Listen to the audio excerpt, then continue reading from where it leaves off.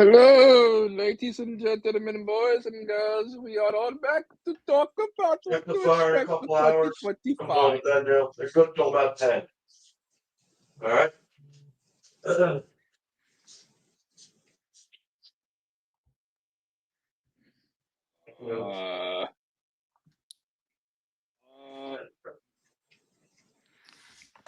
Anyway, hi guys. yes, yeah. Anyways, you all know who we are at this point. If you weren't here last stream, we talked about the best of 2024, and now we are talking about what to expect for 2025. Basically, any shows, movies that we expect to that are coming out for 2025. We are talking about what we're excited for, we're skeptical about, what we're not watching. 2024 was definitely a year of many ups and downs. A lot more downs than ups. Years. I mean, the summer blockbuster has very much been declining. We haven't really been getting a lot of original movies anymore. We're usually getting sequels and biopics, remakes, all that jazz. But hopefully 2025 does give us certain movies that make it a cult classic and long lasting. So Devin's not here, but usually we're going to talk. So we have a list of most anticipated, skeptical, not watching. I'm going to go from. I'm going to save the best for last because I feel like we should just get the stuff that we're not watching out the way. Because why are we going to talk about? I mean, let's just get the trash out the way. Get the trash out the way. We don't want to talk. We don't want to talk about trash. Yes, not watching. So, fellas, now you guys can unmute. But so. Right. What stuff are you not watching for 2025? I'll go first, I guess, just because I only got one at the very moment that I know I'm not watching. The Snow White remake. Now I gotta give context, like always, that I usually give these remakes a chance, and there are some that I actually have enjoyed and think that have been done very well. But everything about this one just looks wrong. The idea is wrong. The casting is wrong. And it just looks wrong. So everyone's pretty much said everything that they could about it. And my complaints are the same. So yeah, that's it. Weird. I mean, yeah, just literally this entire, press run of Snow White has gone through like actual hell. I mean, with the casting of Rachel Zegler, which I have no problem with her being casted, but her press run and her basically not really doing, giving the movie a lot of great praise considering of her antics. And then, the trailer not really doing well, and then you also had the the dwarf characters not actually being dwarves, instead they're CGI and they look terrible. And yeah, I'm not really excited for Snow White. I've kind of had it up to here. Disney live action remakes. I mean, I kind of drew the line at Mulan. It just wasn't good. I mean, kind of just had. I mean, you guys can inject because we're talking about Snow White for Dev, because Devin, you weren't here, but we're talking about Snow White right now. But yeah, I'm just not watching it. Yeah, I have. Yeah, I have that in my not watching category as well. And along with another live action Disney remake, just because, again, you guys know I refuse to watch these movies. I'm not interested. Like, it's Snow Woke and the Seven Agendas. That's what it is. Yep. Advertising and marketing aside, I'm just not going to see Snow White because I just don't give a shit. Yeah, I don't really care. I also am not seeing Lilo and Stitch either. Yeah, same here. Yeah, if I see Lilo and Stitch, I think I might actually like Disney remakes. Let's see here. There's a Amy Schumer Netflix movie that's coming out. I'm not seeing because not watching that either. Fuck you. Amy Schumer. Anyone remember the Minecraft movie? That's coming out in 2025. Oh shit! Yeah, I guess that's another one then. Yeah. I'm not watching that one. So funny story. I took my little sister to see Nightmare Before Christmas in theaters, and the Minecraft trailer played. And as soon as Jack Black said, "I am Steve," She pointed at the screen and said out loud, "You're not Steve." My You're not- 10-year-old sister You're Jack just Black. screamed at the screen. Steve's black.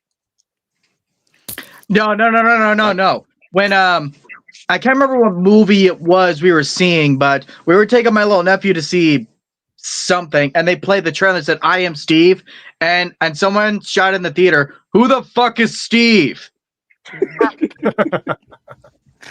You know, Yeah, I'm And- not seeing and that. by the I'm way- not seeing that shit. I'm not seeing Snow White. I'm not seeing I Am Steve. I'm not seeing Lilo and Stitch. Fuck all that shit. I'm not. now Another Yeah, movie I I would mean, throw in there is I Know What You Did Last Summer. I'm not really interested. I'm in the not seeing that sequel. either. I don't care. No I offense, don't Zach. care I either. just I haven't That's- seen any of the No, other no, I movies. mean- I don't care. The first mean, one was I'll- great. You didn't need to do Maybe- anything else with it, or it was good, at least from what I remember back in the day. Yeah, it's just I like mean, Seven?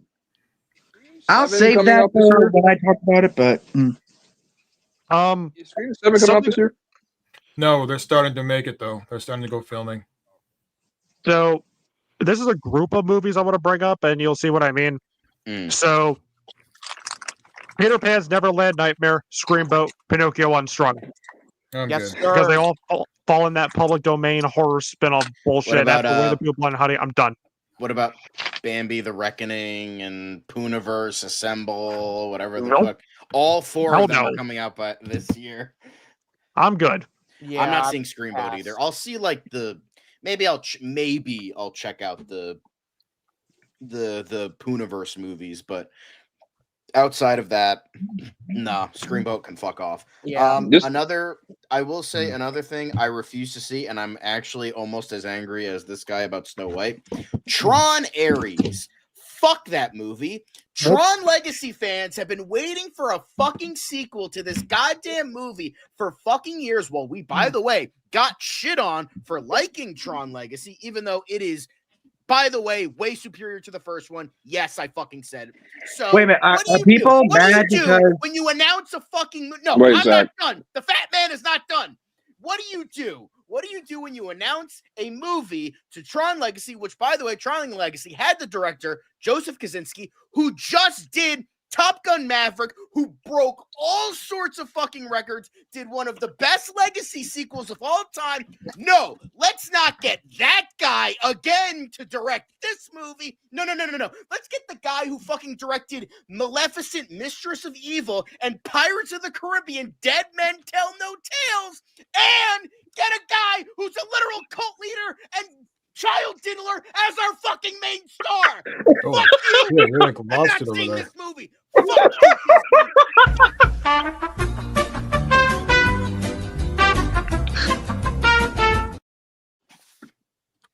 Are you okay? Anyway, tell us Are how you you okay? feel, Tron buddy. Ares. dude? Not even. Look, here's the I'll thing. say something. Here's my thing with Tron. At least, like, I'm not watching it either. And this movie is scored by one of my favorite bands. This is scored by 9 Inch fucking Nails, Oof. and even I'm not I'm- interested in this. I'm not watching it just Listen to the because soundtrack online. I'm not Yeah, watching give it me just because I'm not interested. Like it took them too long to do another movie. Like there comes a point where it's like the wait for a sequel kind of dies out, and like John said, when I remember when I saw Tron Legacy, I loved that movie. That's a great movie. It's I don't one of know my though. favorite movie. It's one of my I don't know, favorite though, I mean- movies of all time. Rob's here, Shit. by the way. Favorite movies of all time. Like And to find backstage. and to find out that it didn't, do. Oh, hey, right, dude. What's up? Hey, what's up? You just missed a rare John like. You missed John Smash. The dude went angrier than Mark on Halloween Ends. Yeah. You can watch I it back. gotcha. It's fine.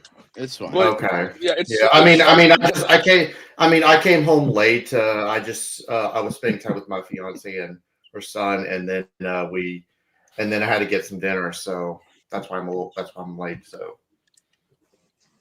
That's You good. know, You're good. You guys are like, But it honestly does suck that Legacy didn't do well in the box office because like the CGI in that movie is amazing. It still holds up. Like, and it sucks, yeah. Like Jared Leto in this movie. Jared Leto. Beef. You want no beef? We don't got no beef. It's Morbin time. That guy, seriously? I'm not just gonna star in your movie. I'm just gonna ruin your franchise. Really, really bad. Oh, Pretty you know what? much. I'm not gonna watch Honka. either. I'm not gonna watch that new Smurfs movie either, and I'm gonna tell you why. Neither am I. Because James Corden is in that I'm movie, not and I either. already know it's gonna be shit. So Ew, pass. James Corden. Yeah. Okay, ew. James Does Corden. anybody like James Corden? That's No. like. Sorry, Rob. Continue.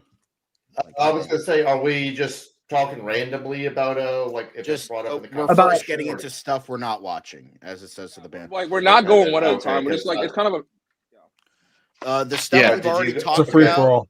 The Well, stuff we've okay, already then. talked about are Screamboat, Snow White, Minecraft movie, Lilo and Stitch, Smurfs, I Know What You Did Last Summer, and Tron Ares. Those are the ones we've already Yeah. covered, as well as And- the Hooniverse movies. Can I mention something about Minecraft? By the way, Sure.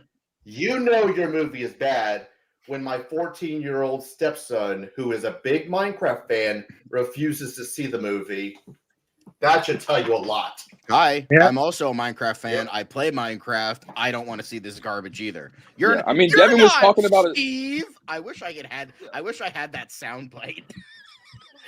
Devin was told I like, wait, I oh, should have no, National Rob, saying Rob, that on Rob, video. It was Rob. amazing. Yeah. Wait, Rob, I'm gonna tell you this too because I told them when I can't remember what movie we were taking my nephew to see, but they played the Minecraft trailer and it was all "I am Steve," and someone in the audience shouted, "Who the fuck is Steve?" Also, I also did want to mention about a couple of movies that have technically already come out, but I'm going to mention them anyway because they're stupid and they deserve to be stated. Den of Thieves 2 Megadeth, I mean Pantera, and One of Them Days, aka Black Chicks the movie.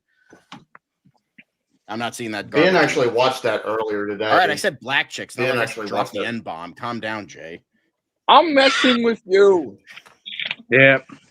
But I know. I That's think I good. know another one. I think I know another movie that I'm because I know you guys already talked about the live action remakes. I refuse to see those two, and the Steamboat Will, the Screamboat, Peter Pan's Never. You mentioned all those. I'm gonna Another give those movie movies the a other chance movie because I'm not watching at all is the Plankton movie. Oh, Apparently, guess he what? already yeah. watched it because it got leaked. Oh, guess what, Rob? Apparently that's not the only SpongeBob movie we're gonna get. Apparently, in December we're getting another SpongeBob movie. Yes. So The search Come for Home or something SquarePants. like that. Oh. We're getting SpongeBob movie 4. That's also on my list. I'm not watching that shit. Fuck that shit. Y'all. What can about that eat Jurassic World or Jurassic Park? I ain't new one watching looking at Jurassic earlier? World. Wait, Fuck wait, that wait, shit. Wait, I wait, ain't wait, fucking wait, wait. watching that. Yeah. John, what was it that you said you weren't watching? I'm not watching Jurassic World, and I'm not watching the SpongeBob movie 4. Then why was it on the schedule? I don't know. Somebody said they wanted to watch it. Let's take it off the schedule. We'll take it off the schedule. All right, guys. Yeah. Spoiler. I alert, don't we're because not honestly, reviewing I this just now. don't. Yeah, I don't. I just don't care about it because honestly, I thought you were the one that wanted to see that. That's why we kept it on there. You're hosting it. I thought you wanted to see it. No, after I only the watched Zeke Chase movie, fuck that. I only That's watched cool. it because I wanted. Dude, I only watched it because I wanted to get drunk and laugh at something. That's fair. Well, Okay. you didn't get laughter, did you? I have a movie that I plan on not watching, and it's actually kind of personal for me. It's How to Train Your Dragon. I'm not watching that movie. I'm not watching that movie simply Not because Mm, animated movie is literally a perfect 10 out of 10. One of the greatest animated movies. The of all first time. two are. 3 is weak, but the first two are amazing. Like 9, 10s out of Yeah, 10. like first movie is like one of the greatest animated films of all time. It like you, it's like literally lightning in a bottle. And what's funny is that they did it twice. And listen, I don't care about the casting. It's the fact that it just looks so bland. Exactly. It looks so Like boring. The Yeah. costumes look like they're cosplaying. Yes, Toothless looks good, but like when you're trying to copy something, it doesn't work. And I'm not watching this because I'm so sick and tired of these live action remakes. I didn't think DreamWorks was capable of doing that because I thought DreamWorks was supposed to be. It's Universal. It's Universal. Well, It's Universal. Universal owns DreamWorks. Universal, like I didn't. Oh, okay, where's Oh, okay. I see what you mean. I'm hearing an echo. Echo. Echo Hello. might be awesome. Is there anybody out there? Zach, I It's think not Who's if you watching can the hear stream? Yeah. me. Or recording? Zach, I think it might be you. Yeah. Good. It's not Yeah, just mute yourself in the meantime. trying to. So this one, so this one is one I'm not watching. The Strangers Chapter 2. Oh yeah, not watching that. I garbage either. honestly yeah. don't care about any They're Strangers making movies. a sequel. They're doing a just don't trilogy, Jay. That's why it's called Wait a Chapter minute. 1. Isn't chapter one supposed to be like a prequel to the original? No, it's a remake. It's a remake. I was told it was a prequel. Nope. It was so bad. remake. I'm with Devin. The shit's so bad. I'm not watching. I'm not watching any other movies in this franchise. I'm not watching the sequel. I'm not watching the movies that came before it. Fuck The Strangers Chapter 1. It's Also, garbage. I know nobody cares about this, but I'm gonna mention it anyway, real quick. I'm not watching Star Trek Section 31 because it looks like garbage. Yeah. It's honestly, a straight to Paramount Star Trek movie. It looks like garbage. Oh, I know another one. Another one I'm not watching. Another one I'm not watching. The spinoff for Alexander and the Terrible, Horrible, No Good, Very Bad Day.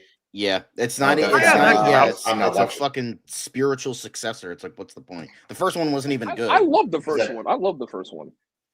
It Are you barely. guys- it was like the book. Are you guys checking I mean, out the only thing that I'm familiar with that is like I remember reading the books when I was a kid or something. I love the but book. I didn't see the original movie. So, Rome, what did you want to say?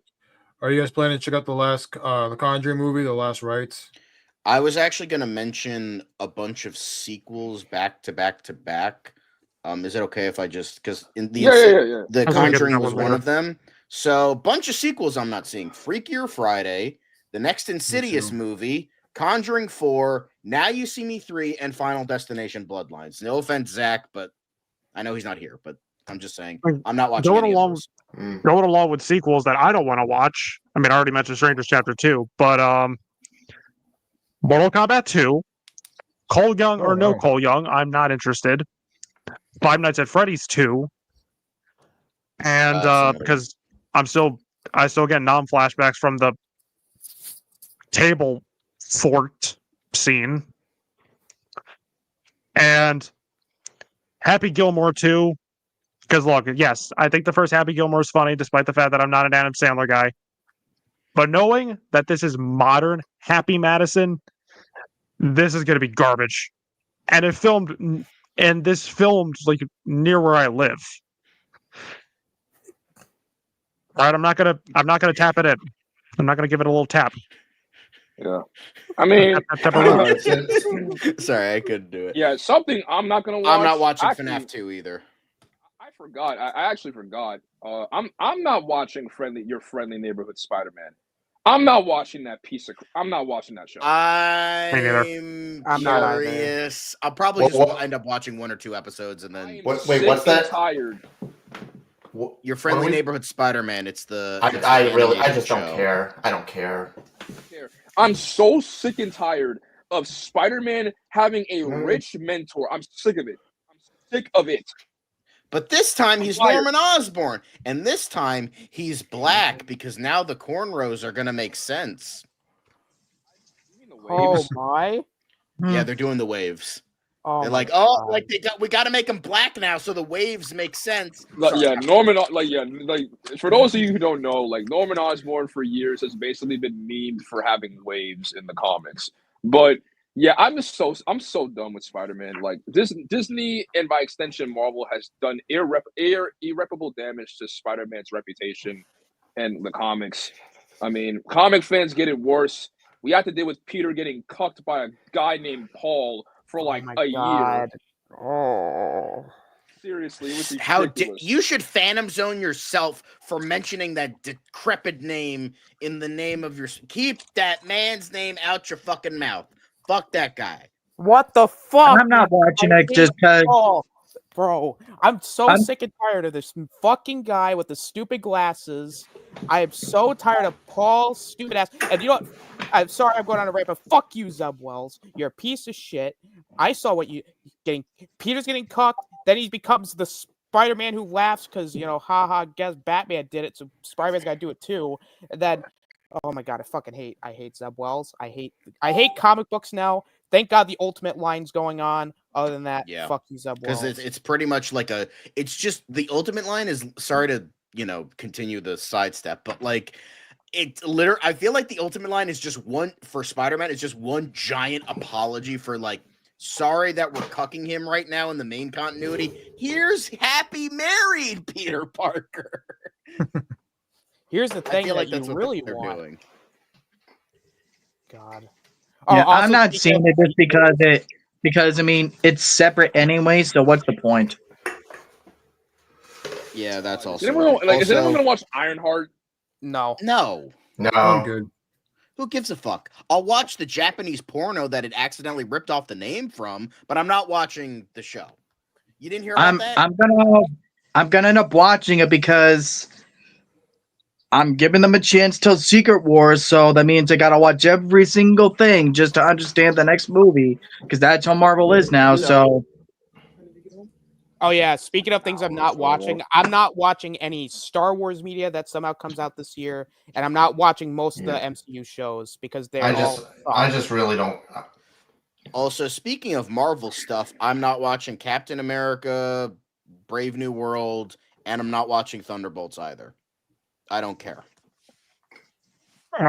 Okay, just What because about it's black Fantastic now Four? doesn't mean I'm gonna fucking watch that shit. I'm joking. What about Fantastic Now Four? you know what. Now I'll you know what, because listen, every stream that I'm in, I have to do this. Okay, as a fellow, I'm not watching that monkey movie. I'm not watching it. I'm not watching for the next 2 hours. Your ass is mine. Wait, I liked that movie. Better Man. Oh, I liked it. I liked it. Me too. I'm watching that movie. I mean, I'll I've heard gladly it's take really it over. good. I'll gladly take it over the. I'll gladly take it over the other movie Ben I saw last night. But we'll get Oh, me to that too. for another time. Like, why Um, is he a When I monkey? can. Because it's different. Pretty much. Um, I'm glad that I'm being represented on screen, but come on, like, why is he a monkey? Christ, man. No. Hey, Oh just my God. just wait for the next Osgood Perkins movie, and we'll get to that soon enough. But, Oh yeah, I forgot another sequel I'm not going to watch. And Rob, you'll be in agreement with me on this one. Passion of the Christ, the Resurrection. oh yeah. Oh, that's not coming out No! until not coming out until 2026 now. I'm not watching any political or religious propaganda films. Yep. Also, last sequel, actually 2 more sequels I want to mention. Well, actually, you know what? I only have 3 more on my list that I'm not going to watch. I'm not going to watch Elio. I liked it better when it was called The Last Starfighter. I'm not going to watch M3 again 2.0 because it looks like dog shit, just like the first one. And I'm not watching Saw 11 because I only like the first Saw, and that's the only one I've seen. So M3 again is garbage. I don't care what. Oh, it's so bad. It's good. No, it's not. It's stupid. Yeah, It's I've come around to it, but here's one I want to bring up just in case anyone isn't watching it. What about the Anaconda remake? No, I don't care. Nah. The only Unless it's like- Anaconda that. Care for it. Sorry. I I mean, Well, that's actually one I'm probably more skeptical I'll give it a fair chance, but I don't know. So The only Anaconda that I'll watch is the Nicki Minaj video. Ew. Oh, but that song Ew. sucks. My Anaconda don't just watch them actually put that song in the remake. By the way, Oh, they're fucking going watch to. them. They're fucking Of course going they will. to. Does it? I mean, so are we done with like stuff that we're not watching? Oh, yeah. Pretty much. I I think do. so. I do have something else I do want to mention, and so I'll quickly mention these. Dogman, it just looks stupid. And the other one I'm gonna mention is it's called The Unbreakable Boy. Oh.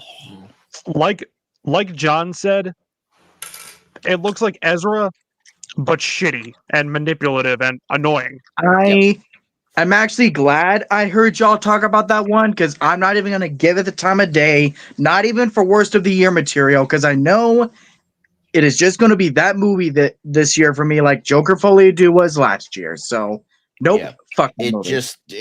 just go watch Ezra. I know it's from last year, but go watch Ezra. Watch It's so Ezra. much better. Even though the people in It's on Letterboxd my don't know what the list. fuck they're talking about, but that's beside the Yeah. point. Most of the time. It's on my list. I have been meaning to check it out. Yeah. So I can move on to like. Actually, I actually have a couple more. Real quick. Sorry. I'm not gonna watch the Naked Gun remake, and I'm Forgot about that. I'm also not gonna watch the new Final Destination movie because I don't really give a shit. I'm not gonna watch. Tony Todd though, dude. I don't care. Anaconda, don't give a shit either. I'm not gonna watch. I don't care for more. I'm not gonna watch Mortal Kombat 2 probably because I just don't. Again, whether Cole Young's in it or not, the first one sucked ass. So why the fuck am I gonna watch the sequel to a butchered film? I'm not gonna watch Freakier Friday because again, what the fuck? Nobody cares. Halloween ends just ruined Jamie Lee Curtis for you, didn't it? Honestly, I just don't care. With Freakier Friday, I see this as being like a Hocus Pocus 2 situation. Yeah, I mean, Hocus I'm Pocus 2 was happy. good. Come on. I'm happy that like Lindsay Lohan is in a much better headspace and is doing okay. Where Likewise. she's like doing really good right now after what happened to her. So I'm happy about that, and she's like doing this as sort of like maybe not a comeback, but as sort of like a I'm okay and I'm doing this like movie from my childhood to be like, okay, I'm gonna maybe make some stuff like with my past, which was before everything. So like if that's the case, then cool. I'm happy for her. I'm happy for Lindsay Lohan and that she's doing okay, that she's in a good place mentally and has a family and all that. That's cool. I still don't care. Like I like the first one. I do genuinely like the Jamie Lee Curtis Freaky Friday movie. It's definitely a remake that's better than the original. And honestly, like I think it's a good movie. I watched it a lot as a kid. Solid movie. But this looks like cash grab to me more so than anything. But yeah. Wait, what happened to Lindsay Lohan? Well, she had a mental breakdown. I was gonna say she was in a lot of legal trouble, a lot of drug problems, a lot of shit, a lot of things that happened. Like the 2010s was harsh on her. Yeah, let's just put it that I way. honestly haven't even heard of Lindsay Lohan being in anything since Herbie Fully Loaded. She hasn't really been in anything of note. I mean, honestly, Lindsay Lohan is just another cautionary tale of like, being in Hollywood, a child actor being in Hollywood. I mean, it's unfortunate. I mean, I remember the Saturday Night Live skit where Lindsay Lohan was playing Hermione, and I'm like, that made me very uncomfortable for some reason because they was joking because they were commenting about how she had big bazoongas. Yeah, and I'm just like, bro, come on, man. Really? That doesn't really seem appropriate. Was that the thing that caused the mental breakdown? I don't think so, but it's like being a young child, being a young, actor in Hollywood, especially, being a young, woman, like being a young female actress in Hollywood. I mean, it allows for people to, exploit you, and it sucks. Yeah. That's why it's like nice to see like a child actor like be okay. Like it's like, oh, congrats, awesome. You fucking went through the worst. You didn't go through like the worst shit imaginable and you came out okay. So that's That's awesome. Like same thing with Amanda Bynes. Yeah. And Jake Lloyd, especially recently. Yeah, Jake Lloyd's doing really okay. You know, now being comforted by the same people who gave him death threats for all those years. Yeah. But if we're done with not watching, let's move on to the skeptical list. All right. I would like to start this one. Every Okay. MCU theatrical release, I'm just skeptical of now. That's fair. Mainly because their quality of films has just been bad. I already know Captain America: Brave New World's probably going to be shit. Thunderbolts, I have no confidence in, and then I'm going to be. Oh no. Uh-oh. Oh, he's cut off. Yeah, Awesome. I put They really have not had a great. It looks like he's sleeping. Like. Uh-oh. If his eyes were open, maybe. Yeah. There we go. All right, hang on, I'm back. And then Fantastic Four. I'm just kind of in that state of like I'll believe it when I see it when it's good. That's Yeah. that's understandable. FNAF 2, I'm skeptical on 2. I'm probably gonna watch it because my friends are also gonna go see it. But I know for me, I'm kind of skeptical about FNAF 2. I will give it a fair shot, mainly because Kane is a big Five Nights at Freddy's fan, and he did like the first movie. So I'll do it for him and all. So this is a stupid reason. This is a stupid reason, but I'm skeptical about the Smurfs. Listen. The only reason, and I mean the only reason, thinking about seeing that movie, is that show them on a dueña. Only reason. But Austin, I'm with you. Pretty much like the 3 MCU movies, I'm kind of skeptical about. Captain America: Brave New World, that's gonna suck, honestly, and you're not gonna be able to, because I mean, with all of the negative test screenings and all, and all the reshoots, it sounds like Dead on Arrival. Already. I have Thunderbolts. Oh shit. I was gonna say Thunderbolts. It just looks like Diet Suicide. It sounds like Diet Suicide Squad, and Fantastic Four Babies, because that's what I'm calling it. I'm not calling it First Steps, because that's what it might as well be. Fantastic Four Babies. For me, it's I'll put every Blumhouse movie for 2025. Yeah, that's it too. After watching the trailers from before Wolfman, oh my god, like there's just nothing I'm not interested in Blumhouse. Yeah. I have a couple. I'm putting Wolfman on here in schedule because I haven't gotten to see it yet. Like, I'm excited for it because just the general idea of trying to go for the same approach as The Fly, making it a tragedy and really pacing out and showing the details of his metamorphosis, pacing that throughout the movie. That's a cool idea, which I don't think any werewolf movie has done that before. Y'all can tell me if there has, but because initially this was actually on my most anticipated of the year, but then I was hearing some of the things y'all were saying, and I'm like Wallace and the Curse of the Were Rabbit. Oh dear. You know what, Zach? I think you might like it because it's a movie where I've been hearing people loved it or just don't like it or hate it. Yeah, I'm hoping to like it at least. So unfortunately, it's not so much that I'm actually skeptical, but it's like if y'all are saying some of that, I'm after going more guarded. So I have 4 movies. I had one more. The Lilo and Stitch remake. Honestly, look, this does not need to exist.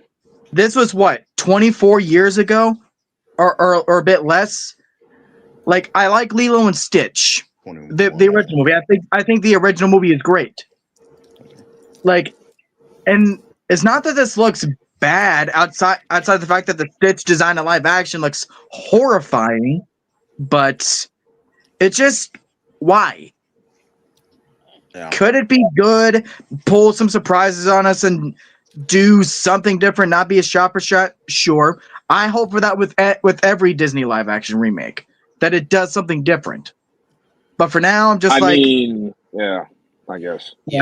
I'm pretty much. Yeah, I don't have a lot of stuff on my skeptical list, but there's one movie that I am very skeptical about, and it's because I very much did not like the sequel. And it's unfortunate because we're getting like 3 more movies after this one. Avatar 2. Avatar 3. Fire and Ash. That's honestly another one. Yeah. That was honestly one guy I was going to bring up. That I'm sure it will look beautiful, but I mean, Yeah. is the story going to be original? Yeah, No, it's Jay, ripping off can you, Avatar: The Last Airbender. Jay, can you full screen me, please? Yep. I've said this before, and I will say it again. Just because your movie is long doesn't automatically make it good. Thank you. Why is it Yes, 4 hours? but Like, listen. I was gonna say, honestly, at this point, it's like, I think if my fiance were here, she would put Avatar, Fire and Ash on the refuse to watch because Yeah. Like, she listen, refuses to watch any of those movies. Boom.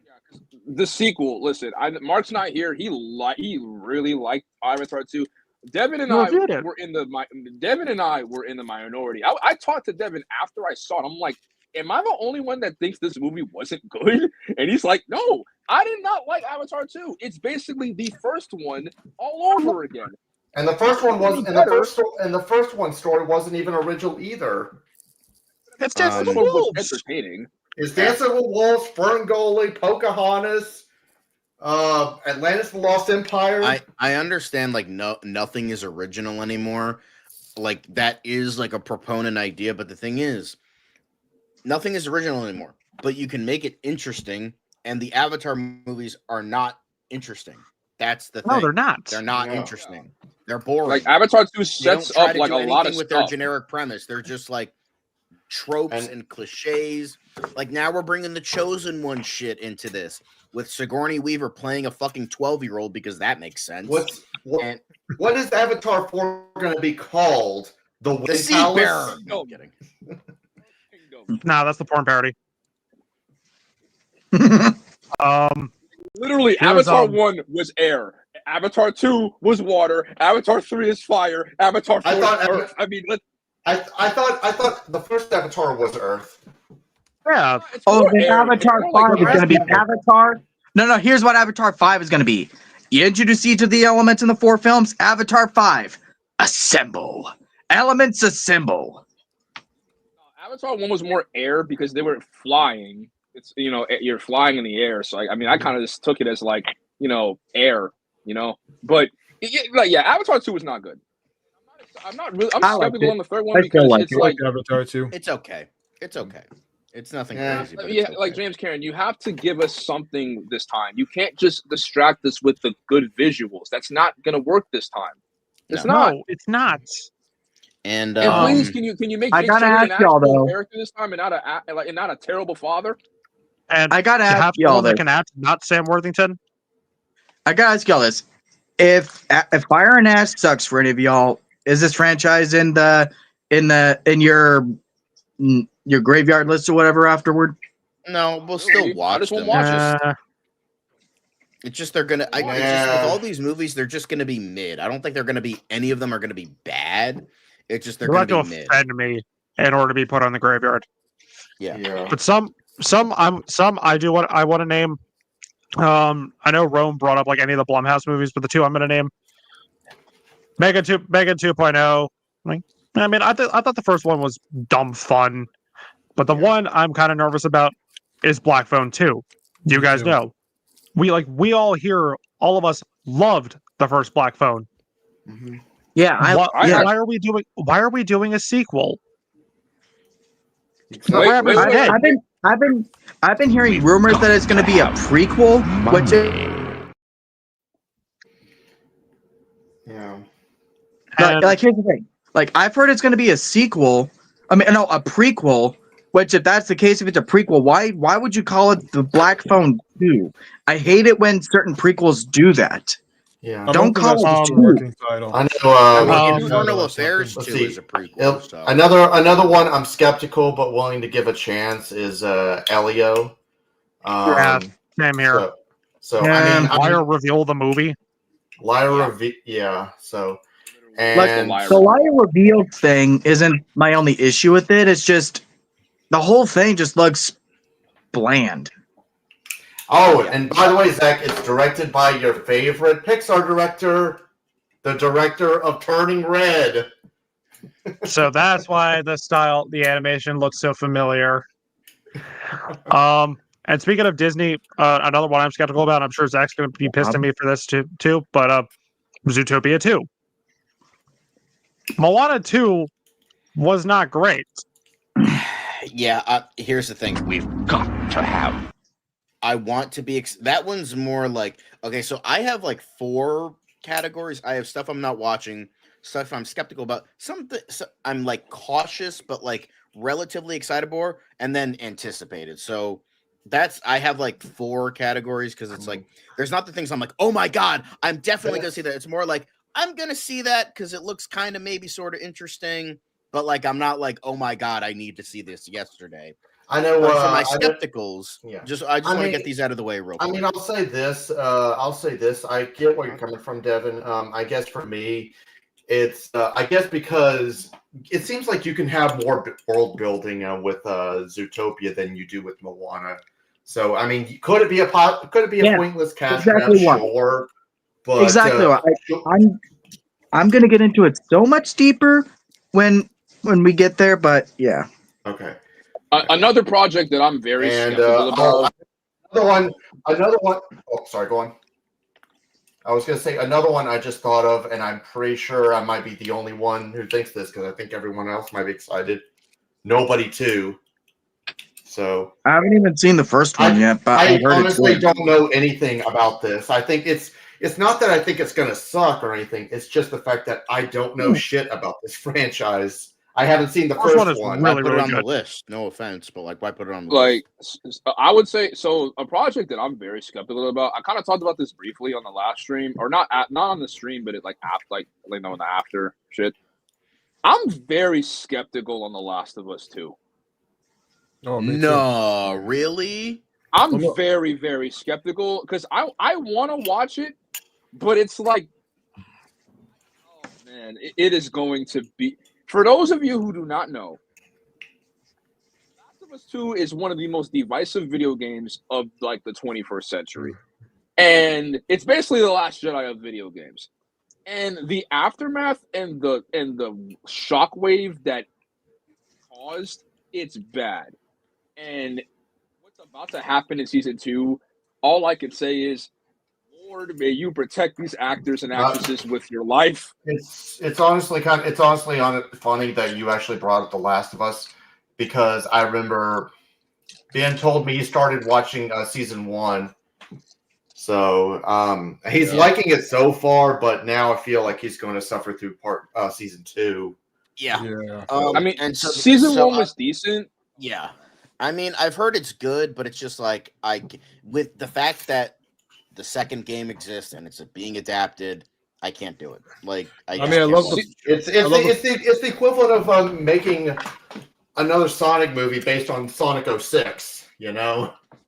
But see, Sonic 06 on paper, not a good idea. It could work on paper if you revise it enough. Last of Us 2, no. Rome, what did you want to say? I would say with Last of Us 2. Wait, Zach. I was gonna say I love playing the first game, so if you love the first game, you'll like the first season. It's just season 2, like you, Jay. I'm skeptical about it because I'm not a fan of the. I mean, listen, the first game is perfect. Yeah. The first season, it's okay. It's decent. It's not. It doesn't like. It tries to not offend anybody because obviously the second game is so divisive. But I wouldn't say it's like, oh my God, this is like amazing 10 out of 10 television. I still don't like the Pedro Pascal casting. The Bella Ramsey casting is kind of something I'm skeptical about for season 2. Season 1, she was fine, but season 2 now it's like I can't take her seriously as this older version of Ellie if she still looks like a 10-year-old. I mean, and I can't take her seriously if she's supposed to be mauling people, and she looks like she can never hurt a fly. Yeah, I mean, I would say, this is an outsider's perspective, sure, but just to save them all the hassle and all that, I would say just completely diverge from the story of the second game, period. They wouldn't because Neil Druckmann they're not going to do that. It, and the fucking man has a hard-on for his own fucking work. That's the problem. Yeah. Neil Right. Cuckman is a fucking bitch, and he's got, oh look, my work is the fucking greatest of all time. So you know, And I really listen. All I have to say is this: for when The Last of Us when The Last of Us Part 2 comes out, Endeavor. What was that? I pray for her, bro. I pray for her. Because she is gonna get so much hate for no reason. That's one of the reasons I'm saying they should just do a completely different story in the first place. I wish they would do that. This some is other Neil one. Druckmann's fault. Yeah, some other ones I want to bring up. Mark Wahlberg in I'm a Pilot. The Bride. You know, it means Maggie Gyllenhaal's directorial debut. Her spit on the Bride of Frankenstein. Oh, but I hope it's not an agendified Frankenstein, which when I have I a feeling saw it the is. damaged Christian Bale Frankenstein's monster, I'm like, really? We're doing the fucking Jared Leto Joker, Eric from Crow and Name Only shit with the Frankenstein monster. Come on. And this one, I might piss off Jay here. Michael. Phantom Zone him. Phantom Zone. Damn. Because you The know host music just walked up. biopics can be hit or miss. You know, like this could be another generic biopic bullshit again. But it's Anton Fuqua, and he's a much better director than like guy who. Wrong. All of you are wrong. Why are you putting me into this? I'm actually excited for Michael. I think this is the only one that's not excited. Then I think Mark is excited. Devin, I feel betrayed. I feel betrayed right now, man. I feel betrayed. But I just want to I say got you a this. nice Michael Jackson shirt for Christmas.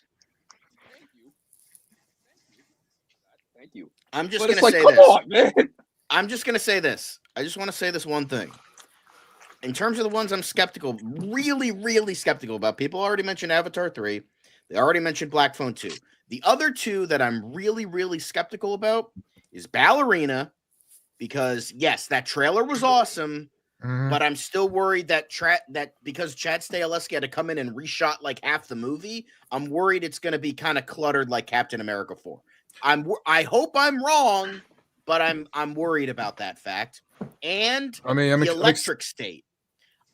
The fucking cast is amazing. You got Chris Pratt, Catherine Newton, Ke-Huy Quan, just like an amazing cast. And it looks like a really interesting premise. It looks like, kind of like a funny, like Expanse kind of thing. But it's directed by the goddamn Russo brothers, and those motherfuckers can't direct anything good outside of Captain America: The Winter Soldier. So, am I going to watch it? Maybe, just for the cast, but I don't expect anything that great. I've never even heard of this movie. It's going to be a Netflix movie. I have two more before we move on, because I initially had these in my honorable mentions, but the more I thought about these two, I'm actually more skeptical about them. The first one is I'll Never Forget What You Did Last Summer, which apparently that's at least the working title during production. Look, I like these movies fine. Even the second one, it's very, very dumb fun, but I think it's fine. I haven't even bothered with the direct-to-video third one. But this one, I'm like, okay, it's got some of the actors back, but if what I'm hearing is true, is like, it just looks like it's going to be the Scream 5 of the franchise, a mainly new cast being attacked by their own killer for their own reasons. And then they go to Jennifer Love Hewitt and Freddie Prinze for advice or whatever. But the thing is, that works more for Scream because, the main character was whether or not you like the plotline, the main character was the daughter of one of the original killers. I'm not hearing any sort of connections of that sort, at least for this one. So it just feels like, Scream 5 did it. Let's do that. Like, oh gee, what's another horror film that ripped on the plotline of another vastly superior horror film, and it fucking sucked? What's it called? Everyone say it with me. Texas Chainsaw. Makes sense on that. Yeah. Yeah, that. There's a lot of I suck will. ass. I mean, I Because can understand what you're feeling because it's like it's unfortunate because I would like to think that while the '80s was like that was like the golden age of horror. The '90s was like really like a very like it was a really good successor to the '80s when it came to horror films. It did Yeah. its own. It did like it had its own like style Yeah. and everything. And And- now that we're in yeah. the modern era where it's like you basically are taking old '90s horror movies and you're remixing it, it's kind of like it's really yeah, just like- it's lazy. Yeah, that's the last thing I said. Is like I want to be excited for this, but everything I'm hearing about and the fact that Jennifer Love Hewitt and Freddie Prinze Jr. didn't even sign on until after production began, that gives me kind of red flags, honestly. Then the last one I'll mention, everyone's not seeing this, but I'm more skeptical. Jurassic World Rebirth. I didn't like Fallen Kingdom, and I have dumb fun with Dominion. And they're trying to say that, oh, it's going to be closer to the first one. It's even going to be more violent. But just the general plot line with now dinosaurs are dying off. What the whether or not you liked Dominion, it ended with saying, oh, humans and dinosaurs got to coexist. That's how things are now. What the fuck was the point then? Now Honestly, they're dying off. It makes the ending of Fallen Kingdom even worse. Yeah, because you could have, because first off, you could have done so much more with Dominion, but they kind of fucked it up the butt, and now they're just saying, well, now they're pretty much definitely saying, yeah, it didn't matter. Dinosaurs are dying. Fuck you. Let's see. Everyone, say it with me. What do we go to a Jurassic Park movie to go and see? Dinosaurs. Yes. So even though the original movie had less than 15 minutes of dinosaurs, but whatever. But you get what I mean, is what I mean. But yeah, I mean, listen, I want to. I'll wrap this up saying I want to like it, because the cast has me interested, and all that. But yeah, that's all I can say is, But Jay, Anybody else have like stuff they're skeptical about? I mean, All right, so Sure, we will let's now go. move on to I saved the best for last. The main course. T-bone don't we steak. do honorable mentions? Probably necessary. Oh, okay. Because I have a few honorable mentions. Okay, Well, you can. what You, are All they? right. Just Well, it's mention not. them when It's we do not mention just anticipated. one most anticipated. We're gonna be doing multiple. Not a bunch of Yeah. Yeah. I have like actually, 20 here. Hey Yeah, same guys, here. since I have to leave, can I do my most anticipated first? Yeah, sure. yeah. All right, let me pull up my list.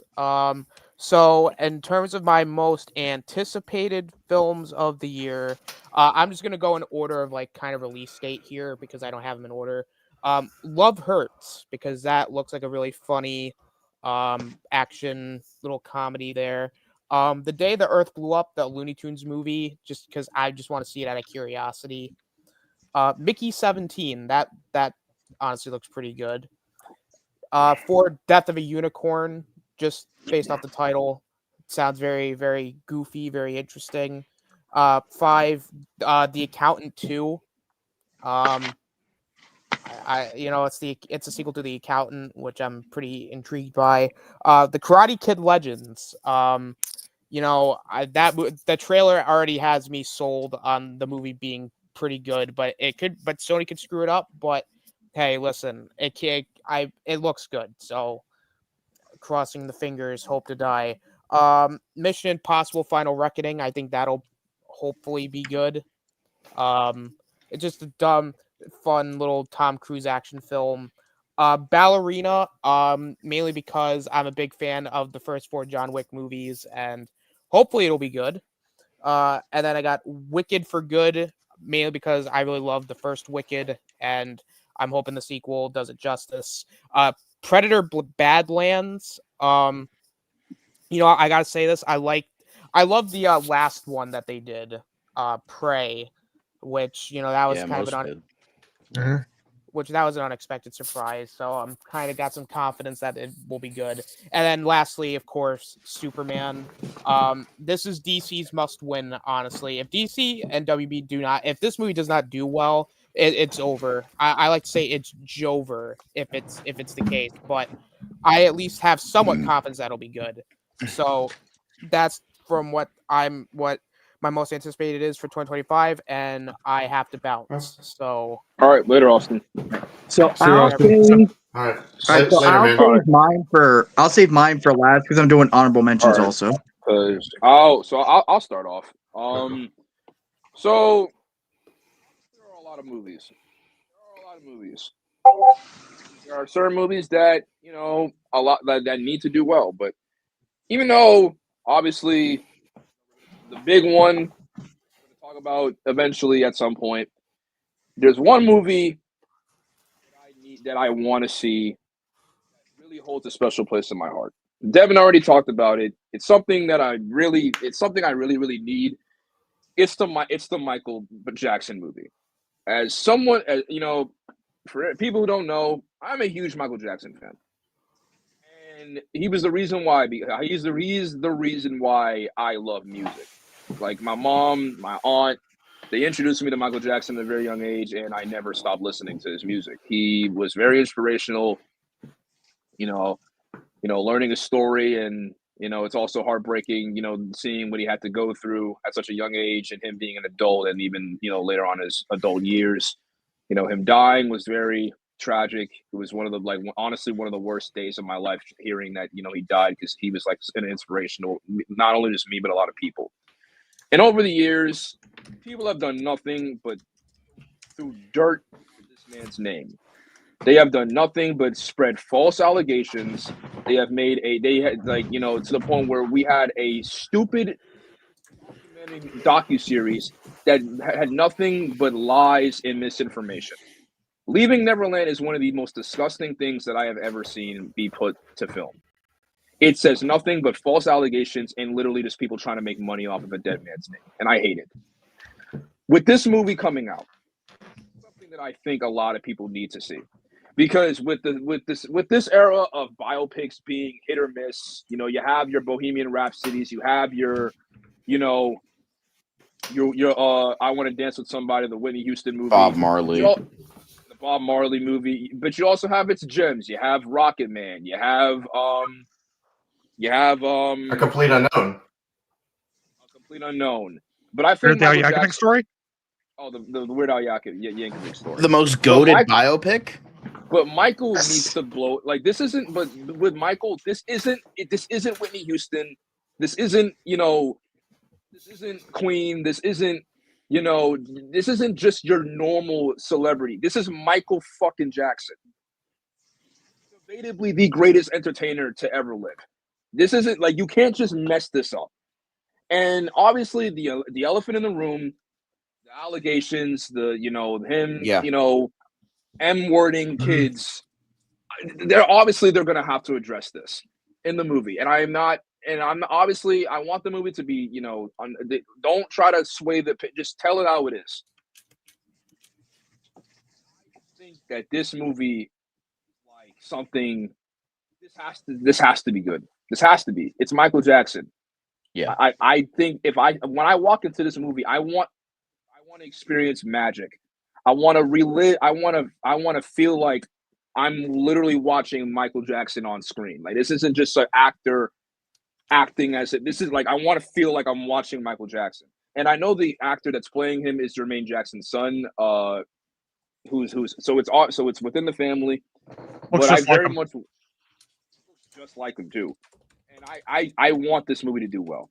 I want to cry when I see this movie. I'm not even joking. I don't cry watching a lot of movies, but I want to cry when I see this movie. Michael Jackson, that's how much Michael Jackson has meant to me. Devin got me a T-shirt of Michael Jackson. That's how much I love the guy. So that is a movie that I very much am anticipating for. I mean, I have a lot of more, and I'm going to let everybody else speak, but I just really had to go in depth of this Michael movie because it's something that really does mean a lot to me. And if this movie really does bad, it's going to tear me apart because I really don't want this to be another Bohemian Rhapsody issue. Right. That's fair. But the fact that his family is so heavily involved, I think they're gonna, make this worthwhile.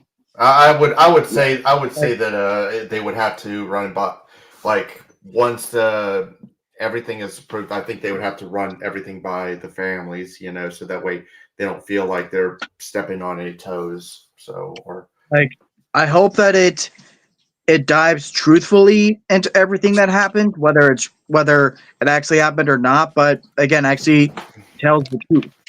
Yeah, I don't want them to sanitize it because that's what happened with Bohemian Rhapsody. Yeah, it happened with Bohemian Rhapsody. It also happened with because the Elvis movie completely brushed over the fact that Priscilla Presley was a minor. Like they never brought it up, and that's why we had the Priscilla movie. Joe say, "Oh yeah, this happened, and this wasn't okay at all." Yep. So I don't want them to I don't want them to sanitize it. I don't want this to be a Wikipedia biopic like the Whitney Houston movie or the Bob Marley movie. Yeah. Exactly. Like I want them to dive into the stuff, like because as big as Michael Jackson was, one of the biggest things attached to him was controversy. He was like the tabloids were ruthless. For years. They literally did nothing but dig at Michael every chance they got. They digged on him for his skin, condition. They digged on him for his plastic surgery. They digged on him for every little thing. It's not even just about the allegations. It's like the whole people. I mean, people for years had rumors on, Michael didn't like being black, so he bleached his skin. In actuality, he had vitiligo.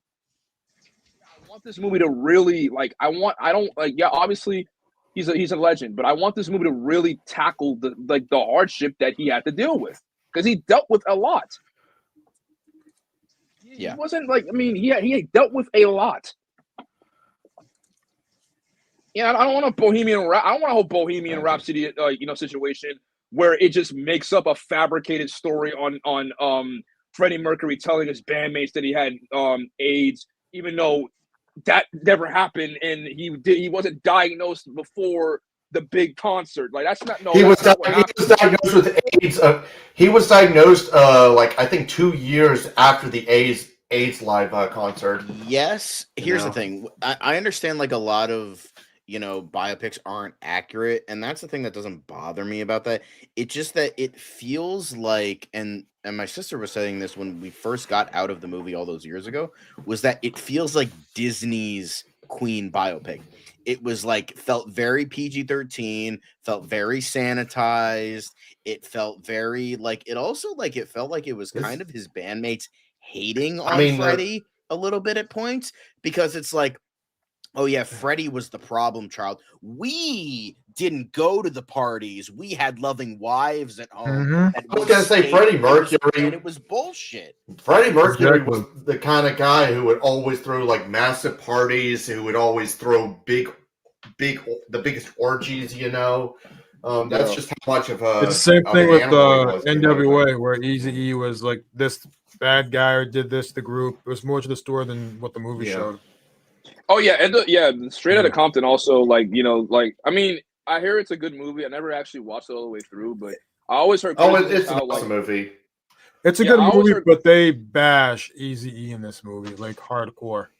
Yeah. I also heard they made Ice Cube and Dr. Dre into these superhero people and Dr. Dre was this bad at where he in actuality he was never like that in real life when it came to Suge Knight and everything. When it comes to biopics, I want Michael to be akin to something like Malcolm X or Ray or Ali.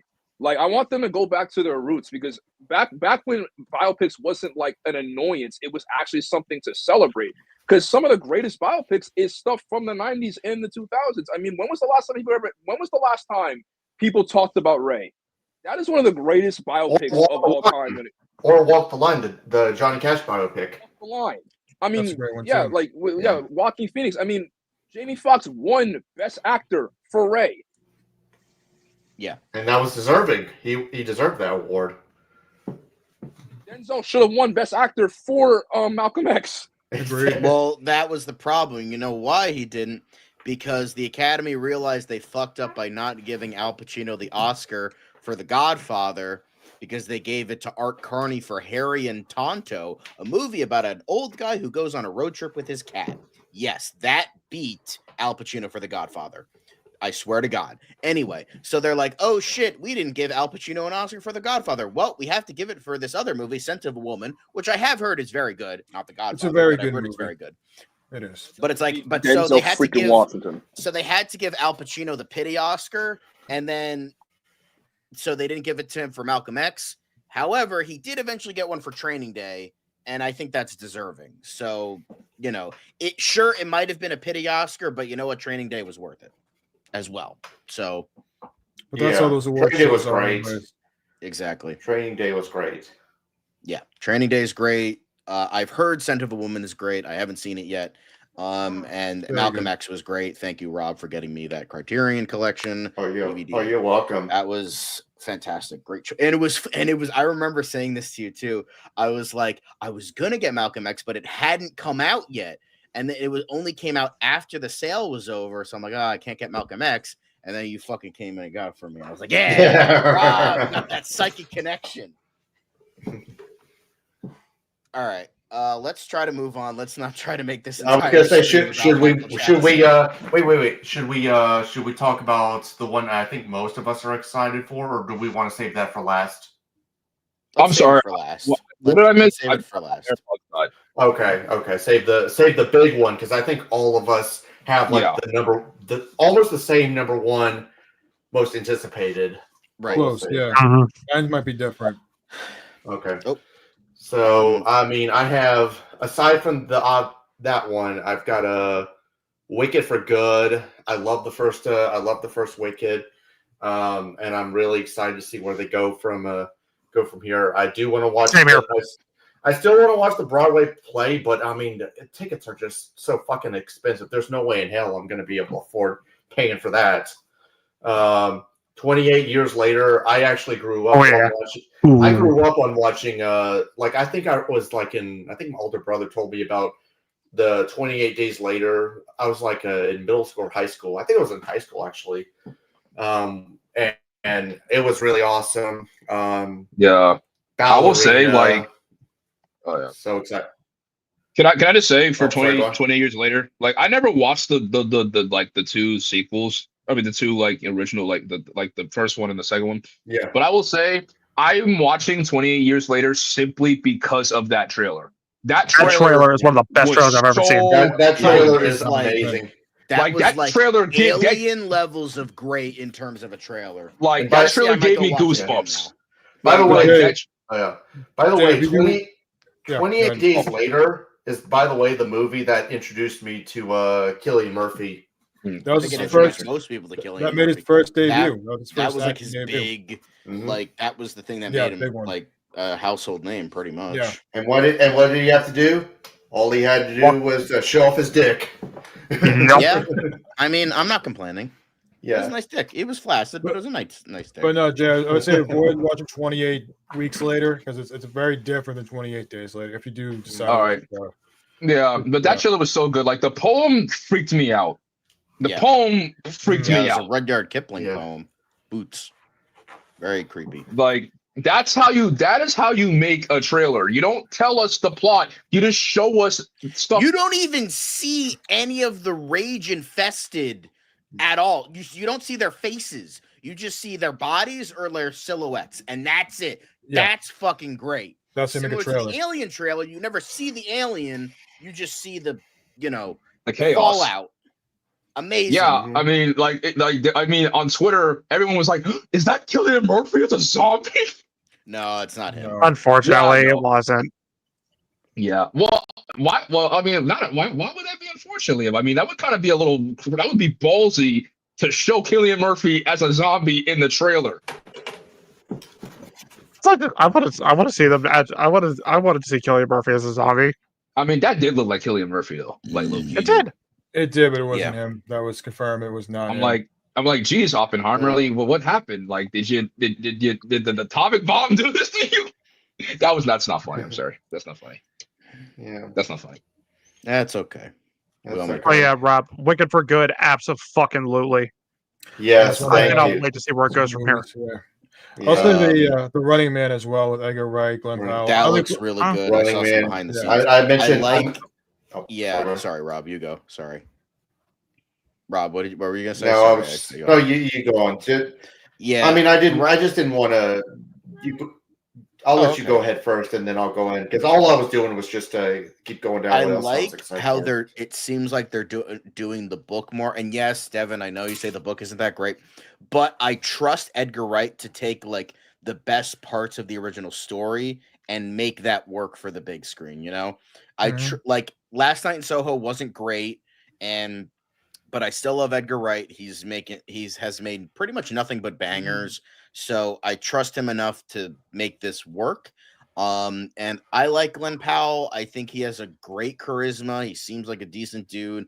And I feel like I don't want him to get typecast as like the dickhead in everything. So I hope that this like shows that he has like real acting prowess rather than, oh look, it's the dickhead from Top Gun Maverick, it's the dickhead from Twisters, it's the dickhead from Anyone But You. He wasn't really a dickhead in Twisters. He was just like he was a bit of a dickhead. Not really, because he was actually the good guy, realistic, like he was just a hot shot. He was a hot shot.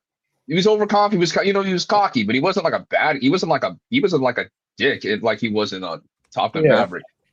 But a movie that I'm excited for, low-key, and I'm glad because I haven't seen a lot of movies. Like I actually kind of want to watch more of his work. Sinners. That trailer, that was also another good trailer because you don't see the vampires. You just see like the carnage that's happening. And unfortunately, because I can tell that like it was originally supposed to be Michael B. Jordan and Jonathan Majors, but unfortunately, the controversy and everything, they had to, just do Michael B. Jordan playing two characters. But you can tell that it was supposed to be. There's going to be a lot of that next year, which is crazy. This coming year, a lot of you got Robert De Niro in Alto Nights, which is another one on my list. I can't wait for Alto Nights. That looks so good. You have it in Sinners. There was another one where you have like two people playing the same character. Or two people like opposite each other. I forget what it was. Anyway, but yeah. Here's one I want to bring up because I'm probably the only person that I think Rob might have it on his list.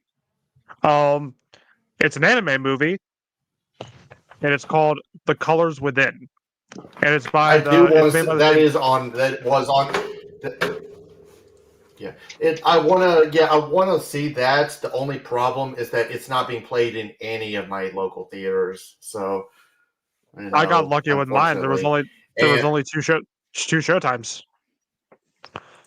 And another one. And speaking of anime, I mean, it's kind of up in the air whether this will come out this year or not. But just in case, A New Dawn.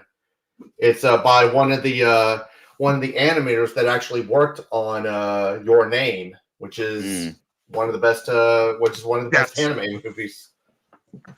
Yes, that's another one. That's another one I'm excited for. And this is a January movie, but I really can't wait for this movie, and that's Companion.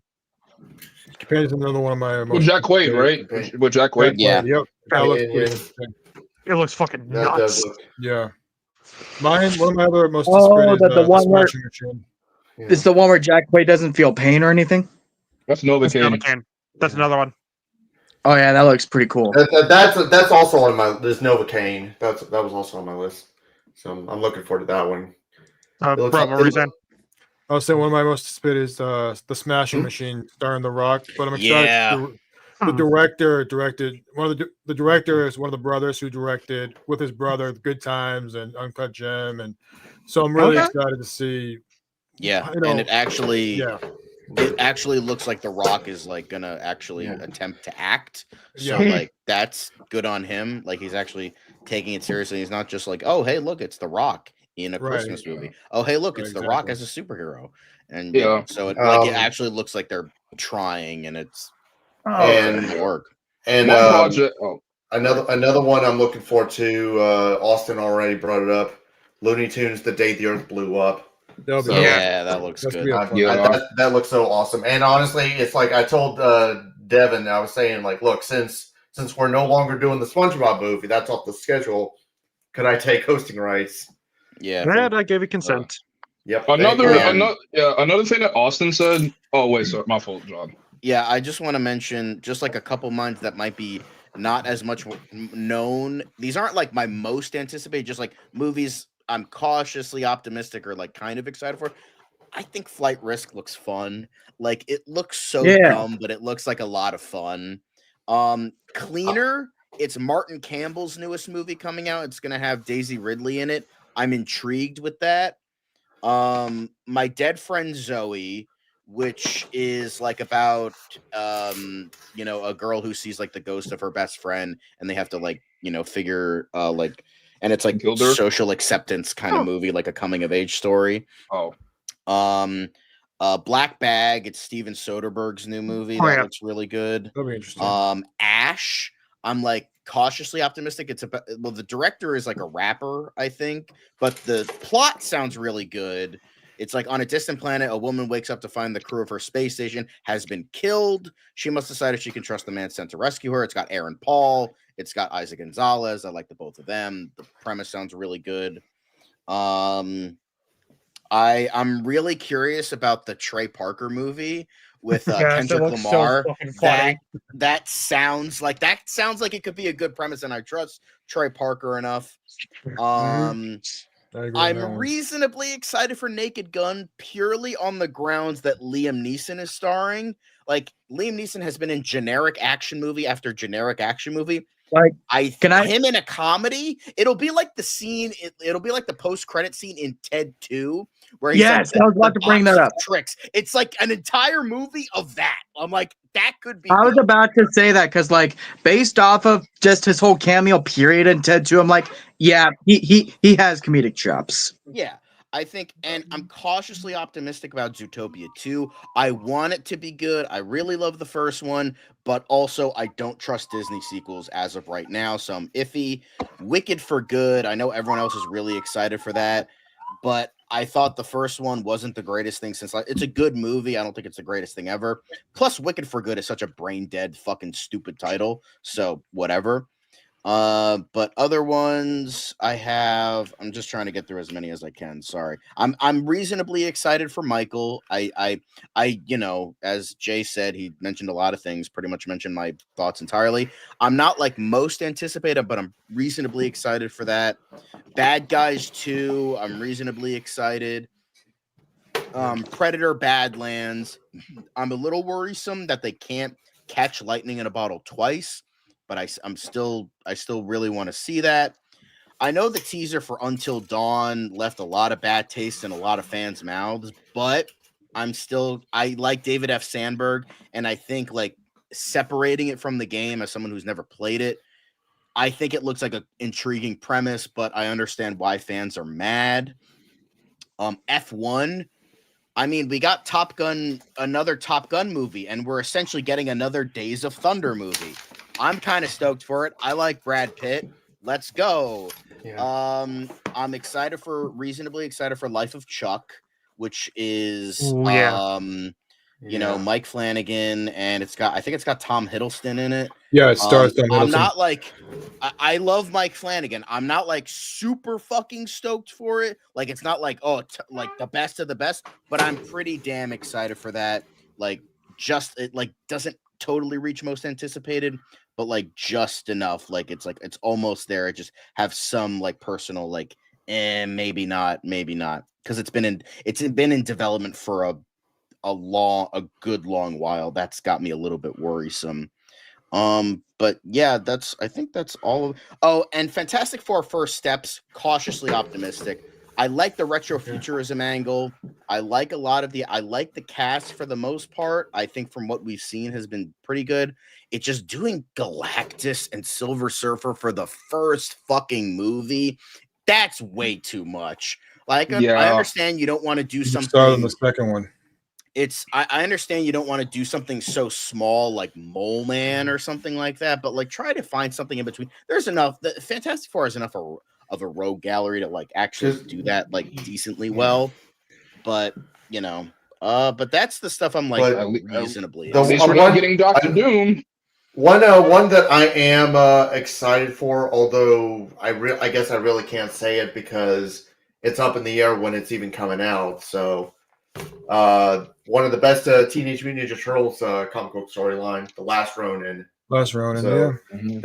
that's one that I'm really looking forward to. The only problem is we don't even know when it's even coming out. But I wanted to mention it just in case, Another movie I want to mention that I'm hoping comes out this year, most anticipated, is Del Toro's Frankenstein.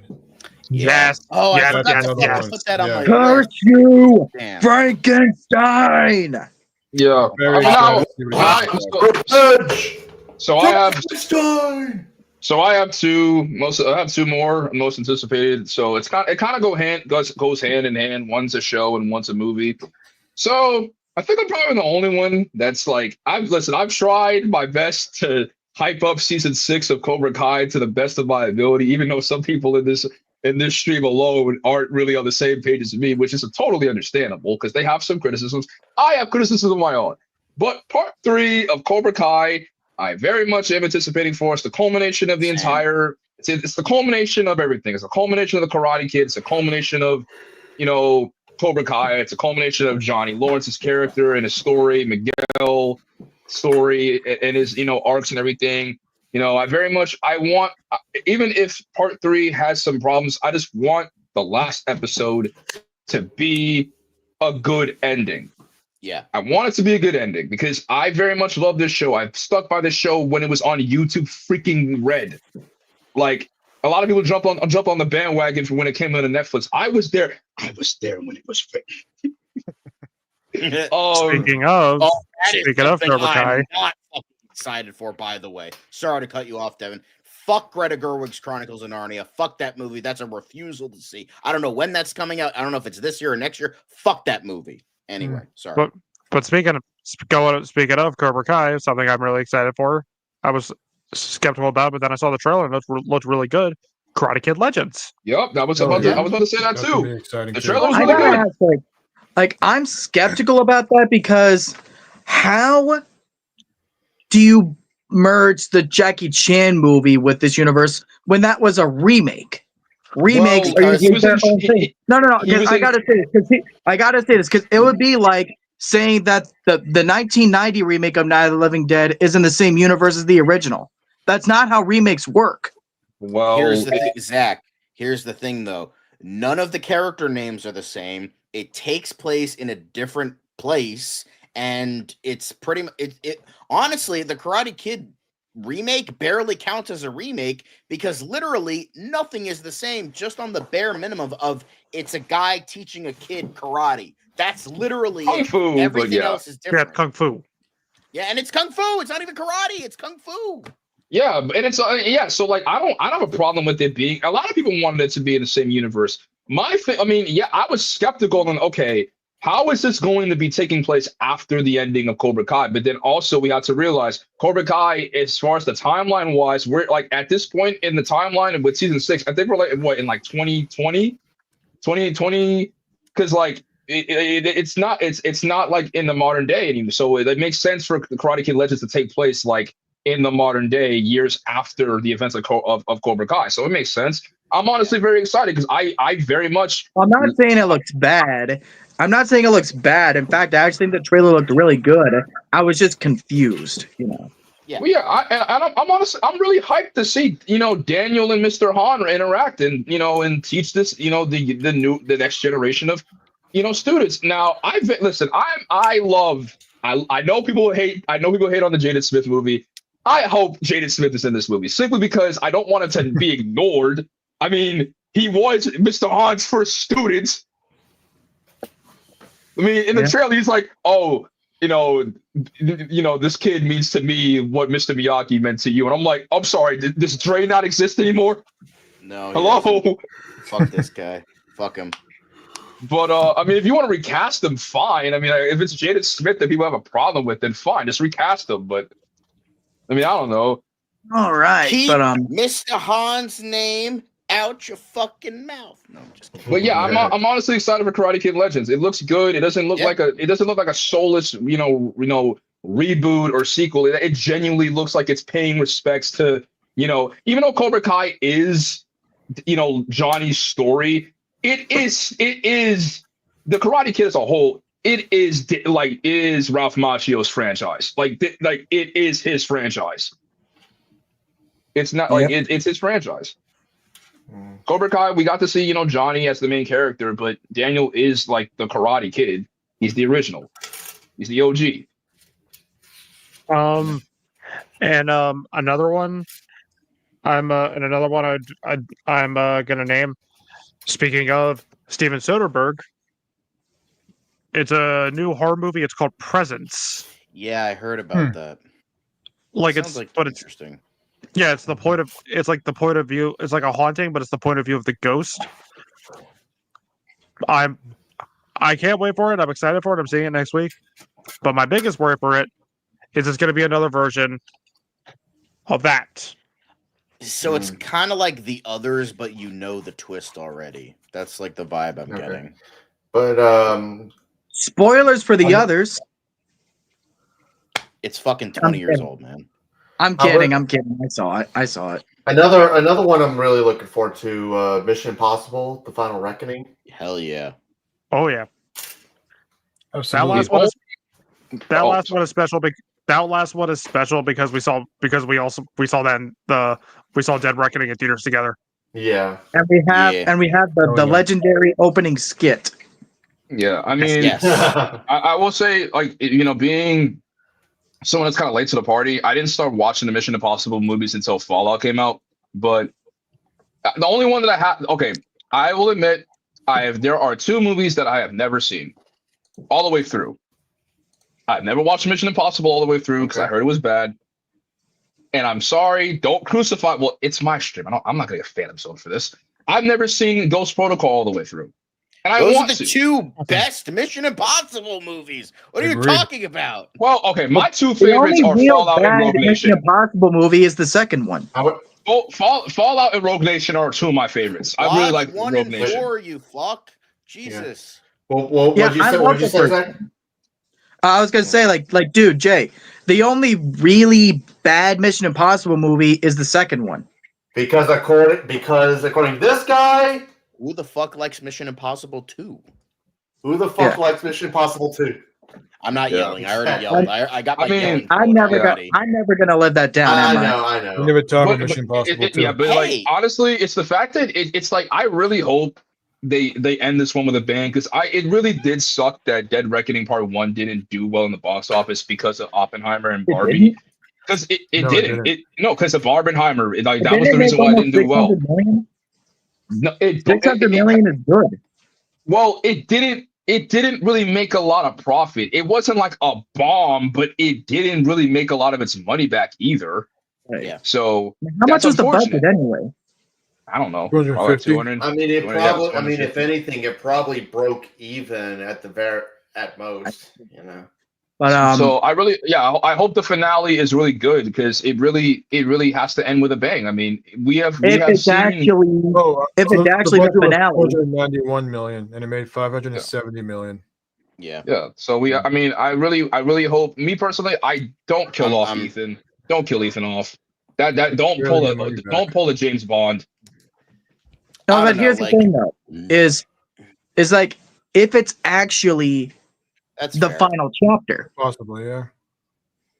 It's the final chapter. I mean, and I feel like too. Also, Part 1 was good, but they didn't have to do my girl they didn't have to do my girl like that, man. Why they kill her off? They didn't have to do my girl like that. I'm not saying Haley Atwell isn't good, but come on.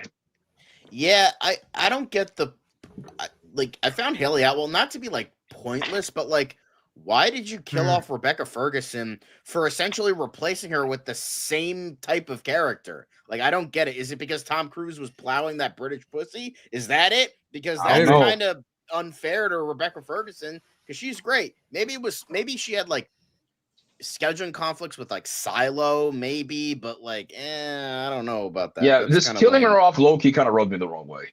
Because it felt cheap and immediately Haley Atwell swoops in like, hello, I'm the same character. Okay, and also we didn't really get it. We didn't really get a lot of Ethan and Isla like together. I mean, we didn't really get to see them together for that like that much amount of time. I mean, Fallout was where I guess that's where the relationship started, and then we got bits and pieces of that in Dead Reckoning Part 1, and it was taken away from us.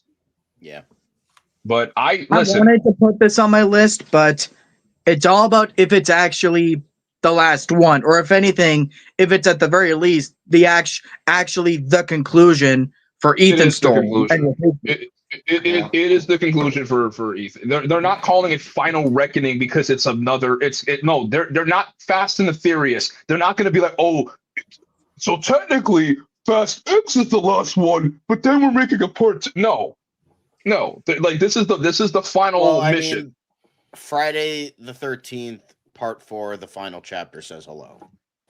Oh, Halloween H2O. But that doesn't say Halloween final. H2O. That doesn't have the word final. Doesn't really help. No. Well, I mean, she cut his freaking head off. I mean, come on, you get what I mean. Said the final nightmare. Yeah. Or hell, Dream Warriors could have been. Oh, here's anyway, Devin. Here's a couple. I'm sure a lot of these we're all like unanimously excited for. To quote Peter Gabriel, "Don't you know you gotta shock the monkey? Hey, hey." Yeah. You know what? You know what I call that? You know what? I know which one you're talking about, Devin. I call it monkey. Monkey. The kids had their fun with the Better Man. Now the real men can go see the real monkey movie of 2020. I'll save it for when I get to my list, but yep, That's I'm Final excited. Destination with a monkey. It looks fucking good. You got Osgood Perkins. So good. You got a great cast. You got Theo James. You got Tatiana Maslany in something good. You have like a definite great cast, great writer and director, great thing you're basing it on. Produced by James Wan. Fantastic. It's all the things. When I saw that trailer, I was like, I was already in. You didn't have to say it again. It's like, stop. My penis can only get so erect. Like you didn't have to drop anything. You just had to tell me that. Like, come on, guys. Okay. We're getting 2 great Stephen King adaptations from 2 of my favorite horror directors working today. Life is good. All right. Okay. All right, John. Tell us how you really feel. My penis is erect because I love Mike Flanagan and I love Osgood Perkins, and they're both amazing. Robert Eggers, we already got his amazing 4th movie. Let's get, Osgood Perkins' 4th great movie, because Gretel and Hansel was not very good. But, a man can different topic. Yep. And so I brought the monkey. Mickey 17. Bon Joon-ho, man. Excited to see it. Yeah, that looks so fucking good. That looks so fucking good. Like, I'm so stoked for that. Yeah. I'm more like, I'm gonna see it, but it's more like I'm more intrigued by it than anything. Yeah, I mean, now since everybody had their MCU, so I'm gonna go on an MCU tirade. So I think I am the only one, and I mean the only one. And the black guys are the only one, campaigning for Captain America. But okay, so I said this off stream to everybody. So I'll say this here with people watching. For the MCU, that is, we will get to the big one in like a couple of minutes. But with the MCU, this is a hit or miss year. Like, there's no excuses. For Marvel, they have 4 projects. They have Fantastic Four, Daredevil, Brave New World, Thunderbolts. They can only afford to do bad in one of these movies. They can in one of these projects. They can't go 2 for 4. They can't go 2 for 4. Because I think I want Captain America to be good. I very, very much want it to be good because he's going to be the leader of the Avengers for the next 2 movies. So you have to have this movie be good. Thunderbolts, I think that's going to be a pleasant surprise. I think people are giving it. I know it's basically the Suicide Squad, but I very much think it's going to be a fun movie. Fantastic Four is a movie they cannot screw up. I know the Tim Story movies aren't the greatest, okay? I love those movies to death, but I know they're not the greatest adapted comic book films when it comes to the Fantastic Four, especially when it comes to Doctor Doom. They cannot screw this up. They are some of the greatest, like they are Marvel's first family. They are Marvel's first family. They need to do them justice, like for real this time. Fantastic was an absolute abomination. Okay, right there, see. Fantastic was an abomination. Absolute abomination. The ending is still one of the greatest memes of all time. And it has to do good. But the one Marvel project. All right. Okay, all right. The one project that Marvel cannot, and I repeat, cannot screw up that I am anticipating for is Daredevil Born Again. If they screw up this show, it's over. It's over. On that one. It is over. Yeah. Because for brief backstory, Daredevil on Netflix was highly regarded as one of, if not the greatest thing Marvel has ever made. The show was amazing. Seasons 1 and 3, some of the greatest television you'll ever see. I would say the first 4 episodes of season 2 belong in that bracket. And season 2, no, I left out season 2 because I know people, you know, with the Hand and Elektra. The episodes for Punisher, great TV. Those Defenders, great TV. They're already shooting season 2 already for Daredevil. Oh, good. But so yeah, and then when it got canceled because Disney likes to ruin everything, people were mad. People were campaigning for Charlie Cox to come back, for Vincent D'Onofrio to come back, and they weren't coming back. And originally, this show wasn't supposed to even be the show that's coming out now. Thank God they reshot everything and rewrote everything, because what we were supposed to get was absolute garbage. I heard it was the same tone as She-Hulk. Oh my Pretty God. much. So yeah, this show has to be good. This is not up for discussion. If this show is terrible, you lost a lot of fans, because Daredevil is one of the greatest things that's ever happened to Marvel. And if you mess that up for a cheap gag and for some jokes, ruining characters, making it all about some agenda you're trying to put, it's over. It's done. It's done. It's done. Exactly, it's over. That's how I feel about if they screw up the X-Men. Then I will be pretty much. They're gonna do it. They're gonna screw it up. Before we move on, I do want to mention some other ones that. Sorry, Rob. Do you want to go first? I mean, all I was going to mention was there was another movie that I just thought of that I'm actually looking forward to. I don't know how much of. I don't know how many. I know I'm the main anime guy, but I'm actually I'm kind of curious about the Chainsaw Man movie coming out. Oh yeah, no, I heard that was coming out. Yeah, Chainsaw Man. I'm looking forward to that. Let it be a movie and not more of a sneak peek of the next season kind of thing. Isn't that what happened with Demon Slayer? That's what happened with the Demon Slayer movies. Is the fact that they felt more like. Because they only played like the last 2 episodes of the previous season, and then they played like the first 2 episodes of the next season, kind of thing. It's more of a sneak peek kind of thing rather than giving us an actual movie. Right. That's why I love movies like the One Piece Red or the Spy Family Code White, because they actually did feel like movies and not just they felt like movies. Yeah, because that's not fair. In terms of movies, I want to mention, I'm going to say it, I don't give a fuck if I get judged for this. One of my most anticipated is Dogman, because I love Captain Underpants. Captain Underpants is goated, and Dogman looks like a ton of fun because Pete Davidson is the bad guy, and Pete Davidson always sucks, so that's awesome. But Dogman looks like a ton of fun. I actually will agree with you there. I don't give a fuck. I will actually agree with you there. I was expecting to hate the Captain Underpants movie, but I was very pleasantly surprised. It was great stuff. But I grew up with the books, love the books. I didn't grow up with Dogman. You're not getting into the books. but I'm still excited for that one. Devin already mentioned it, but Companion looks great. Love Hurts. I'm surprised nobody mentioned Love Hurts at this point, unless somebody did and I missed it. But Love Hurts looks Austin did. great.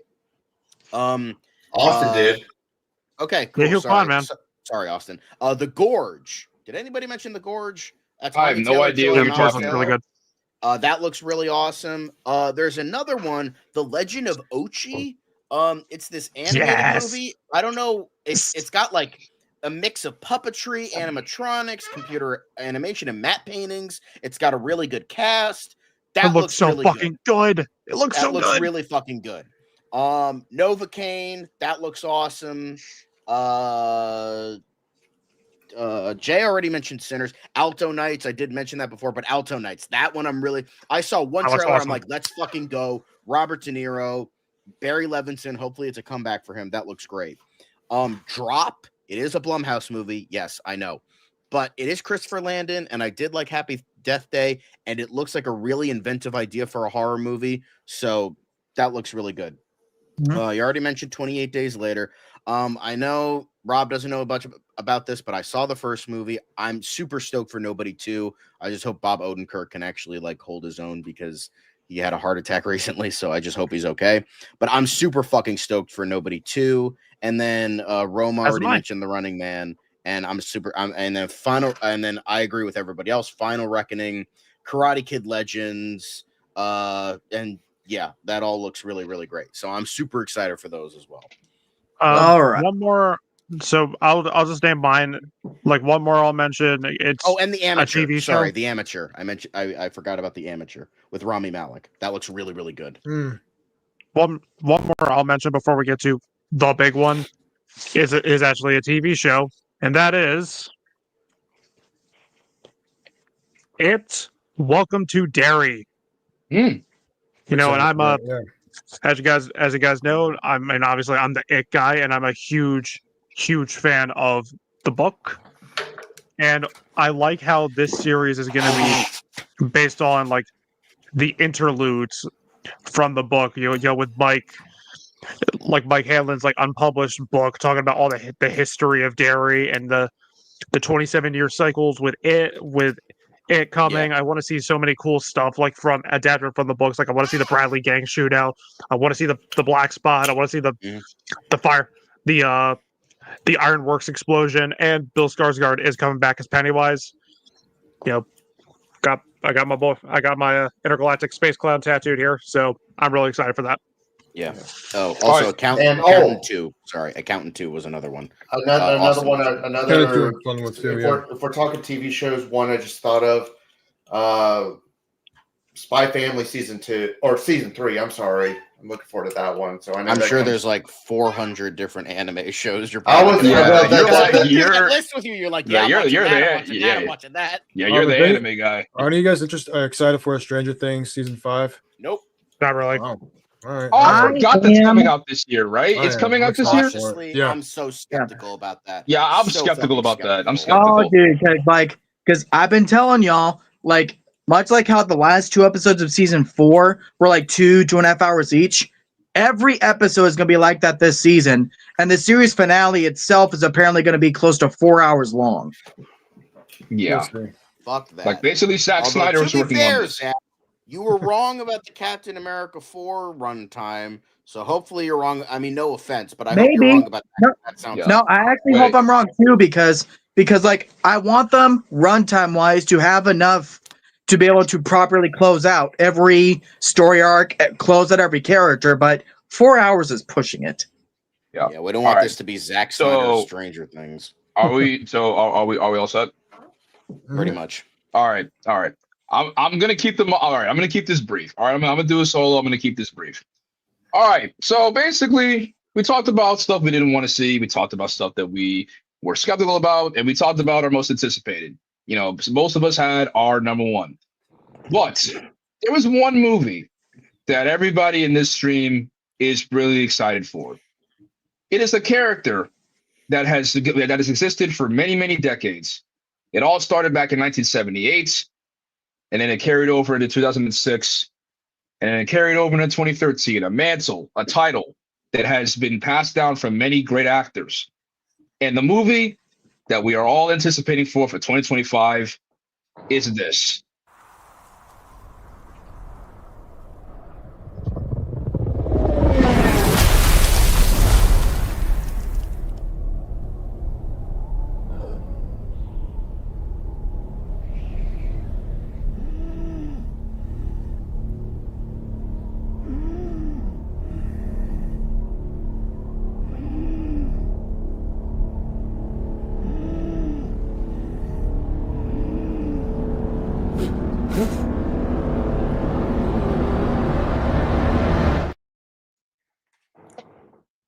It is Superman. Yeah, Superman. Superman. Yeah. Oh, I mean, you're come mute. on. Of course. It It's is Superman, obviously. This is one of 4 shirts that I have. When it comes to Superman shirts, I'm turning into Devin because I love these shirts. I also have a mug. I got a mug. Sweet.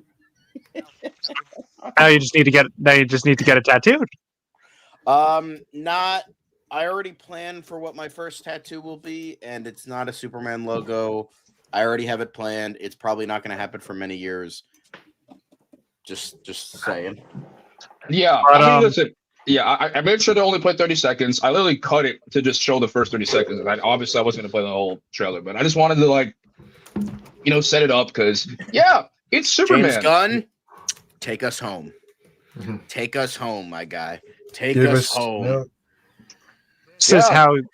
This is how you do. This is probably one of the best trailers I've seen in a long time. Oh, absolutely, absolutely.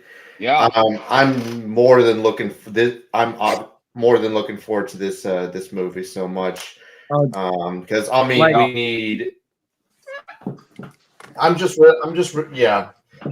We need hope. So it's pretty much all. Lots of hope. Because like in the world that we're in today, you know, with a lot of just violence and you know horror and just people being really bad to each other, it's like it's something like this, a symbol of hope, a symbol of someone who stands for nothing but good and justice. Exactly. And that brings people together. Like the world indeed needs Superman. Like if Superman was real, we would definitely need him right about now. Yeah.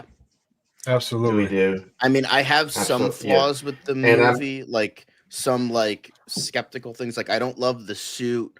I don't like some like aspects here and there, but for the most part, this looks really good. I think David Cornsweet is going to blow us all away. Rachel Brosnahan is perfect as Lois Lane. Like, I mean, Nicholas Hoult looks perfect as Lex Luthor. Yes, we're getting Lex Luthor again, and that's another kind of skeptical thing I'm at. But I think he still looks great. I mean, Isabella Merced, Nathan Fillion, even Anthony Kerrigan, Eddie Gathegi, all of them look so good. Like Skylar Gisondo, we're actually getting Superman's pal and not just, you know, CIA agent that gets shot in the head within the first 10 minutes. Exactly. Not even a theatrical release. You have to watch the ultimate cut for that to see that. And I'll say this much. Even though I do like Man of Steel, I will admit that that's a completely different Superman than the one that, because you know Superman is supposed to be like hopeful and bright like the day, while Batman is supposed to be like dark like the night. You know. Yeah. Say that again. Say that again. Rob? No, you get it. You said dark like the night. Get it? And I said say that again. Gotcha. Oh yeah. I should add that clip. I should actually add that clip in there. This was certainly a movie I've been optimistic for right off the bat, but the trailer is what cemented it being one of my most anticipated of the year. I'm just going to get the obvious out of the way so we won't end up having to get into it when we review the movie. And this is coming from a Snyder fan. I liked that interpretation of Superman. It was totally fine for being that version, and that was fine. Mm-hmm. But here's the thing. A lot of people are pissed simply because it's not Snyder. But here's the thing, guys. Like, at the end of the day, while most of us, I'm sure, like we're Snyder fans, we're DC fans at the end of the day. All we want is just good DC content, period. That is all I am asking for. Just because it's not what you friggin' want doesn't mean it can't be good. If you're not wanting to see it for other reasons, that's one thing. But come on, like it's like Kurt Russell said in Guardians of the Galaxy 2. I'm talking to one person especially. We know who we're talking about. So to quote Kurt Russell, you really need to grow up. Yeah. I mean, yeah, it's because you know, listen, I know everyone in here has their own opinion on Henry Cavill. Okay, I like Henry Cavill. Yeah, John doesn't like Henry Cavill as Superman. But that's okay. I like Henry Cavill as Superman. What the fuck are you talking sorry, about? he doesn't like Man of Steel. Sorry, you don't like Man of Steel. I don't like Man of Steel. I don't like Snyder's iteration of Superman, but that doesn't mean it's not Superman, because technically every version of every character is correct in terms of that aspect, because you could find a comic book that like supports your cause, because literally every idea has been done over the course of his like over 80-year history. So I just don't personally care for it. Yeah, but it's like, I mean, for the people out there, I mean, me and John and that's fine. Zach talked about this in like when we were reacting to the trailer. Like, listen, people out there are not, obviously there are going to be naysayers about this movie, but if you're simply one of those people who are simply just hating on James Gunn simply for making a Superman movie and trying to derail the movie because you're in your feelings, grow up, man, grow up. Yeah. It's like literally let it go. Let it go. It's really not that serious. Henry Cavill had his time. Henry Cavill had his time. Henry Cavill had his time. And I'm saying that as someone. Yeah, I mean Henry Cavill had his time to don the cape. You're back. Yeah, Henry Cavill had his time to don the cape and everything, but now it's time for someone new. Yeah, I think the movie's gonna be good. I mean, there's some. Devin. I do want to say my piece. This is my most anticipated movie of the year. I think James and David Cornsweet are really, really going to do something special with this character. Like you guys know, I am an avid Man of Steel defender. I still like that movie, but at the same time, I'm ready for something new. I'm ready to see the more hopeful, like positive Superman again. Because look, I didn't mind the idea of Man of Steel, like, oh, this Superman's not perfect. It's not a bad idea, but this trailer looks great. Even though I'm sick and fucking honestly, I'm sick and fucking tired of seeing Lex Luthor.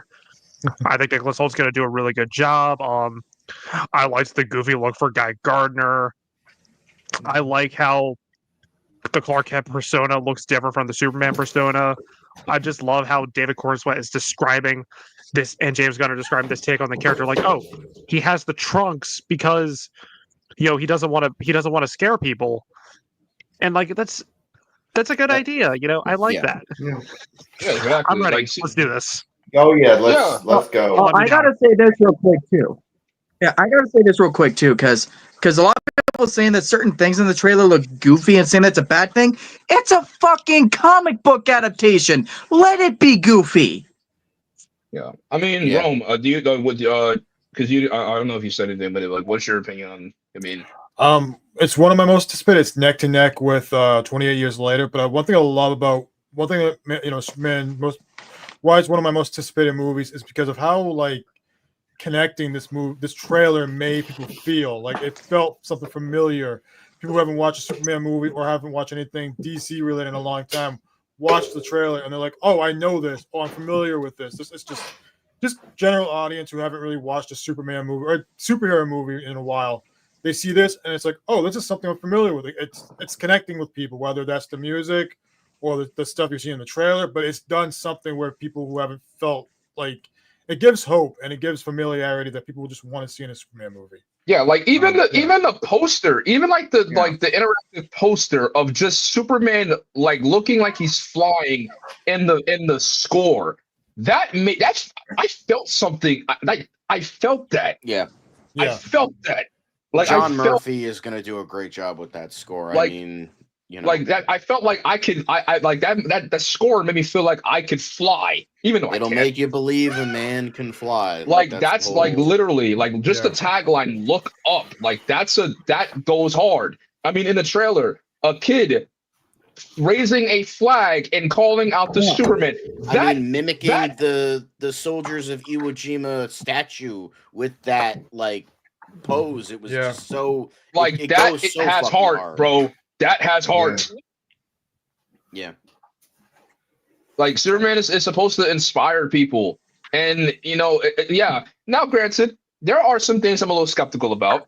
I am worried about that the inclusion of Guy Gardner, Hawk Girl, and Mr. Terrific. I don't want them to take up the spotlight for Superman. I don't want them to be. I don't want this to be a Superman and Friends movie. I want this to simply be a movie about Superman and Clark Kent. I want.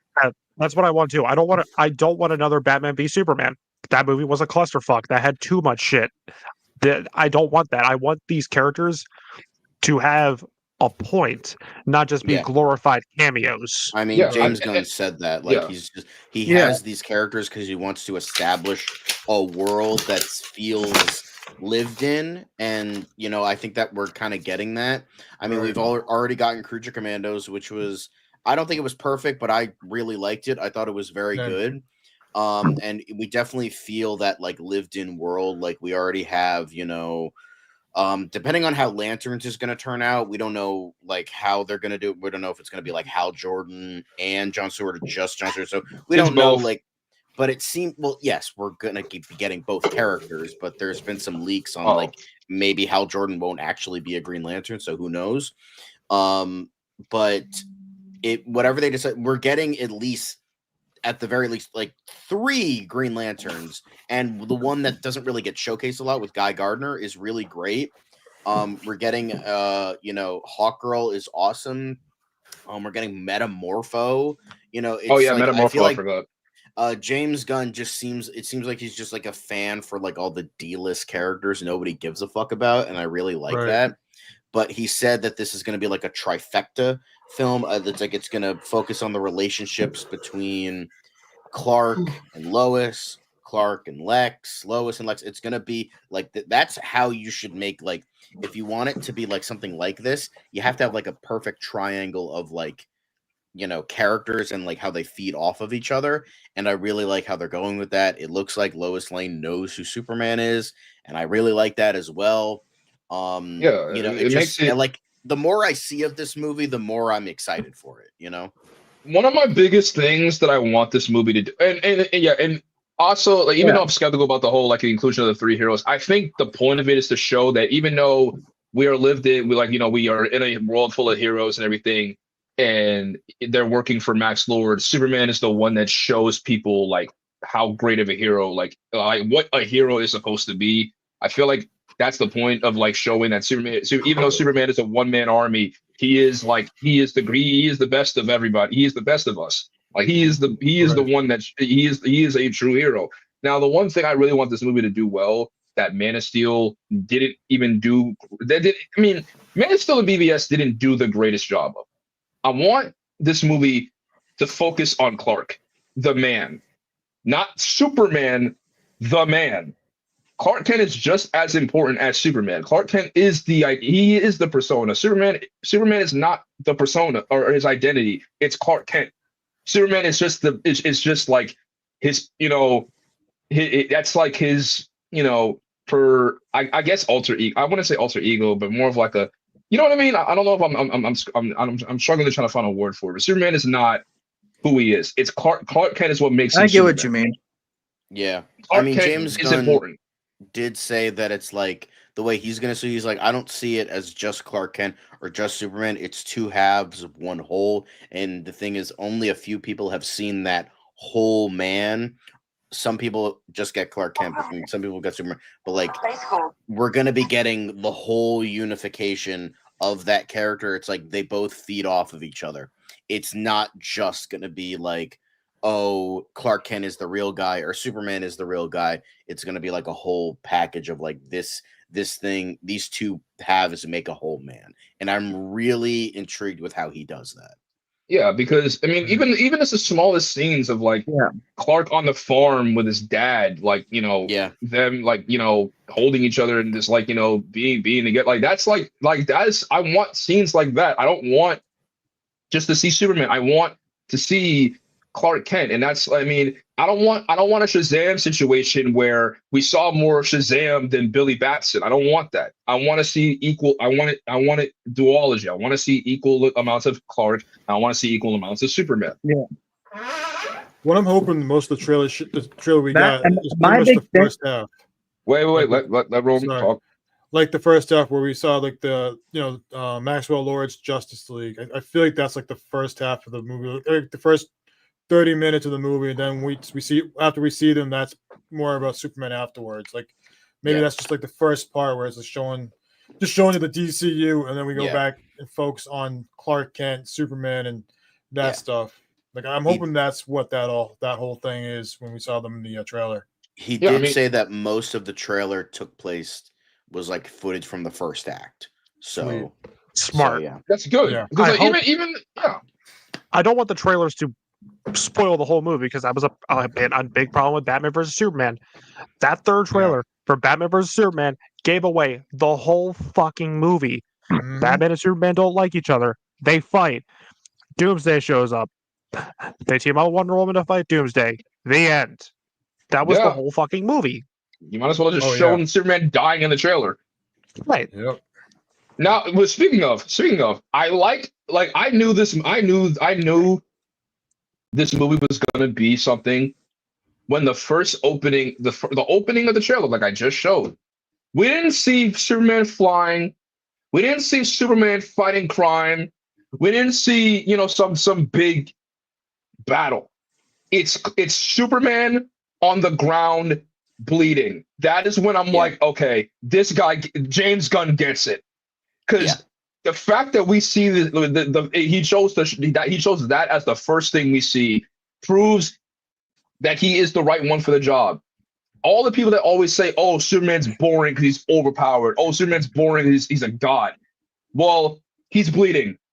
That makes him just as human as the rest of us. Yeah. And I like that. Exactly. And I like that.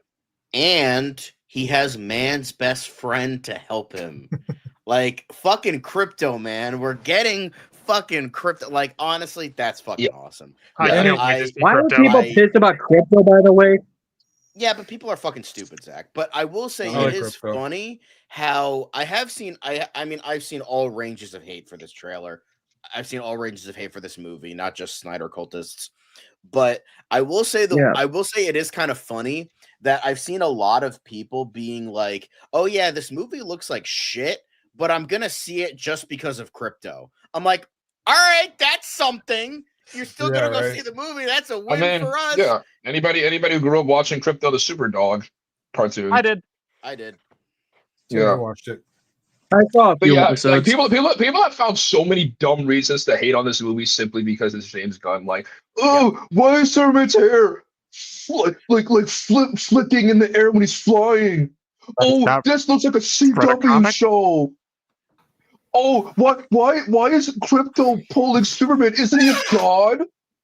Oh, He's a why? super dog. Oh, why does Gardner have a pull cut? Why does Clark Kent have a Gen Z haircut?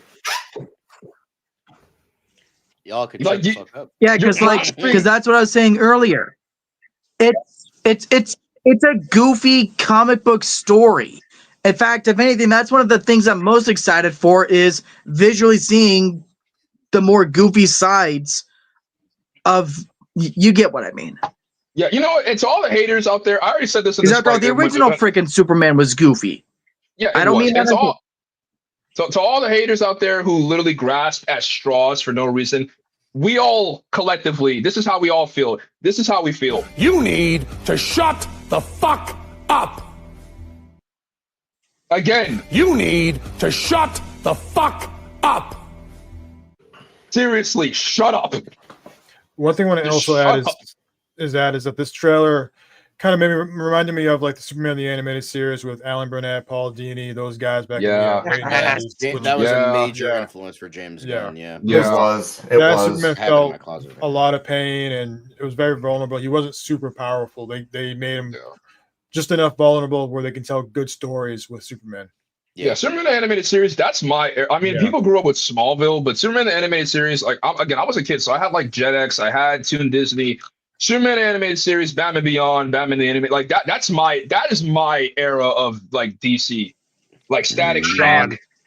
Yeah, Static Oh, Shock, yeah. Justice League Unlimited. Like, I want the DCU to feel like that. I want the DCU to feel like Justice League, like the Justice League cartoon.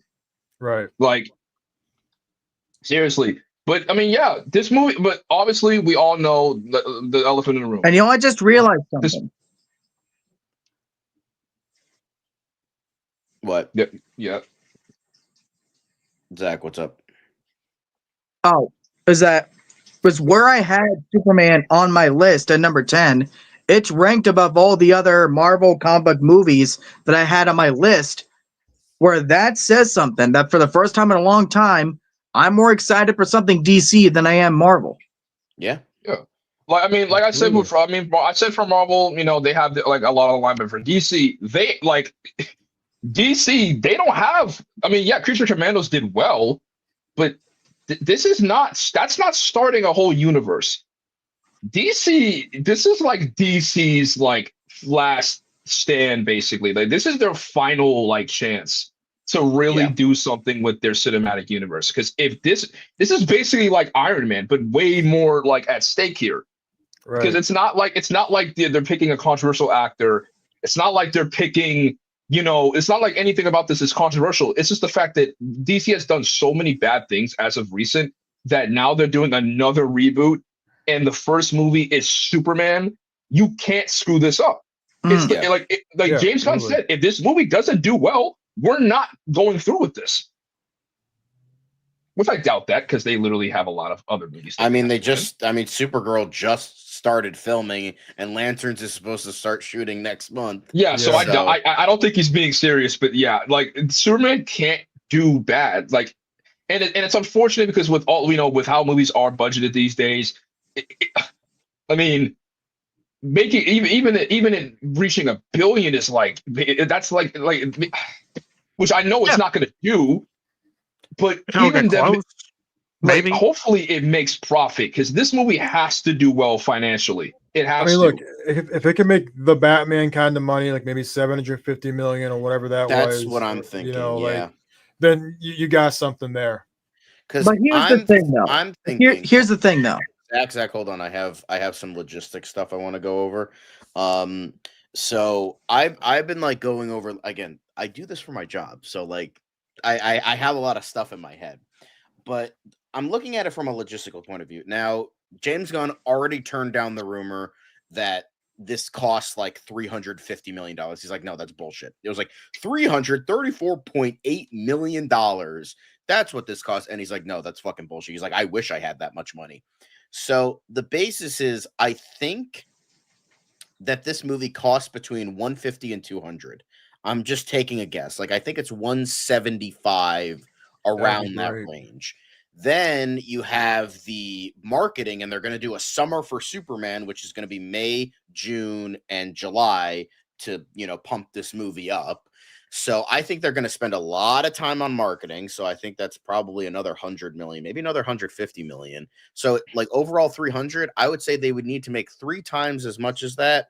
I think like best case scenario is like over $1 billion, obviously, but I think they need to make at least 800 million, 800 to 900 million to really showcase that, like, yeah, this is a hit. That's just my personal opinion. I don't know if anybody disagrees with that, but that's because I actually just like give me 1 second. I'm actually pulling up all of so I'm looking at all of James Gunn's like comic book movies ever since he started, with Guardians of the Galaxy. First Guardians, it had a basically a $232 million budget. It grossed to $773.4 million. That's pretty decent for as far as a budget. Second movie did $250 million. 845. Oh, that's sorry. That's Guardians of Volume 3. But I'm already on it. So Volume 3, $250 million budget, $845 million dollars in the box office. Pretty good. Guardians Volume 2, 200 million, 869 million in the box office. Suicide Squad. Now this is the cheapest. Unfortunately, it didn't do well in the box office because COVID and everything. They had a $185 million budget. Yeah, they And had to do the streaming on Yeah. Max and in theaters, and that's box office poison. And the Suicide Squad CGI was pretty good. So I doubt Superman's gonna cost be 300 million if the CGI, for the most part. I mean, some people have spotted some iffy stuff, but for the most part, it'll probably be on the same tier as between Suicide Squad and Guardians Volume 3, because I doubt it's going to be anything more than 250. Well, I'm talking about marketing, because marketing they don't include in the budget. Yeah. In the initial budget, they never include marketing. So I'm saying that the main budget of the movie that they post on Wikipedia, Box Office Mojo, that kind of shit, is probably going to be between 150 and 200 million dollars. But with marketing, they're going to go in on this, and I don't know marketing budgets. I'm just going to say it's probably going to be 50 to 150 million dollars marketing wise, because they really got to push this movie. They're doing they're probably going to be doing another trailer for the Super Bowl. They're going to be doing something for the Puppy Bowl, because they're doing something in line with crypto. They're doing a thing where it's the MVP dog for the Puppy Bowl is going to get a crypto trophy. I forgot what it's crypto super trophy. That's fucking cute. And you're getting another demographic, because you know who watches the Puppy Bowl? Kids? Families watch the Puppy Bowl. You're getting, well, yes, but you're also getting that demo. You're trying to get all different types of demographic for this movie. You gotta highlight everybody, and not just say, oh, the reason my movie sucked is because women didn't see my movie and also refused to admit I made a bad movie. Yeah, and Andy, we're looking at you, buddy. Shut up, Andy. Just admit that you took the L, bro. Seriously. Just admit that you took the L. You don't understand the Flash, and you decided to make a movie based off his popular comic book run instead of just making a standard movie. Maybe that's the reason, not because people don't understand the Flash. You don't understand the Flash. Blaming fans. That's all. Even Simon Kinberg.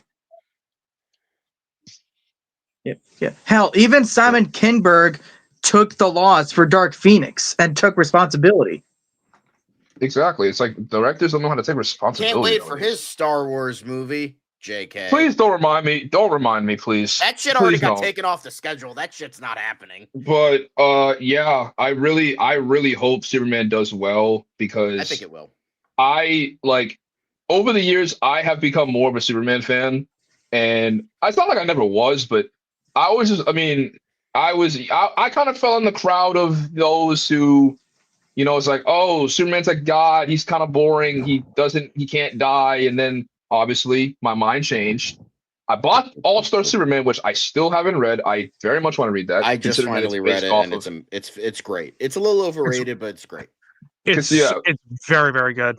Yeah, considering it's based off of he's basing it off of better than All-Star Batman and Robin. Mm-hmm. Yeah. So I'm very excited. Batman. I'm excited. I'm excited, and yeah, I'm excited. I'm excited more so. Oh, sorry. You can go. I'll go last. Oh, it's not before Corn Sweat we had bad iterations of Superman. I mean, John and I we watched Superman and Lois. Superman and Lois was we were eating good with Superman and Lois. Tyler Hoechlin, yeah. Tyler Hoechlin became my favorite Superman because of that show. I'm excited for it. Yeah, he's my second favorite Superman after watching that entire series. Honestly, he might be my favorite. Straight up, yeah, he was so good. Yeah, over the Superman over the years has become more of my favorite character in comic books and the movies. I watched Christopher Reeve's Superman for the first time in years, and I loved it. Heck, I said this in private, and I'm not afraid to say it here. I like Superman Returns, and guess what? My hot take is this. I think Brandon Routh was a better Superman than Henry Cavill. Sue me. Sue me. Wow. Well, you know, Sue me. after Oh, the boy. Crisis Infinite crossover thing, you might not be wrong because I did love him in that. I'm talking about Great Superman stuff he did. Returns. I know. I think Brandon Routh was a better Superman. If we're talking I about will say this. What's up? So, I will say this. In the context of it being the new third Donnerverse Superman film, he was a worthy successor to Christopher Reeve. yeah, I mean, like, if we're talking about like someone who embodied what Superman is, Routh was better at that than Henry Cavill.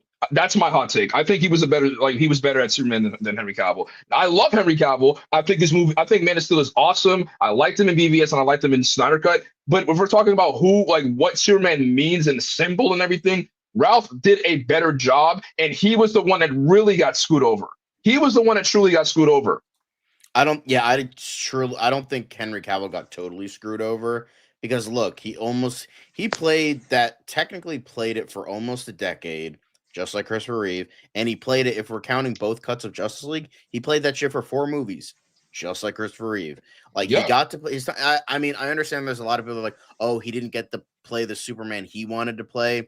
He only got to play Zack Snyder Superman, which he didn't really like very much, which is fair. But like at the same time, bro played like the role of the dream role for 8 years, so it's like Right. he got his time in the sun. Yeah, but I was looking at Devin's face when I said that. My hot take, like he was like, Ah! it's like you can't do that here. That's illegal. You can't say that. That's illegal. That's illegal. But hey, that's how I feel. I was talking about Superman Returns so much to John, I almost convinced him to rewatch the movie. I mean, I have it. I own it because I liked it as a kid. But you know, Yeah, maybe we'll see. Yeah, I'm sorry, Superman Returns. It's so fucking boring. It is so boring. But it's good. I think if Superman Returns were to come out today, I'm not that kind of person that's like, oh, this movie came out today, it would have been like. But if this movie came out today, I promise you, people would have a different opinion on it. I'm telling you. Uh-huh.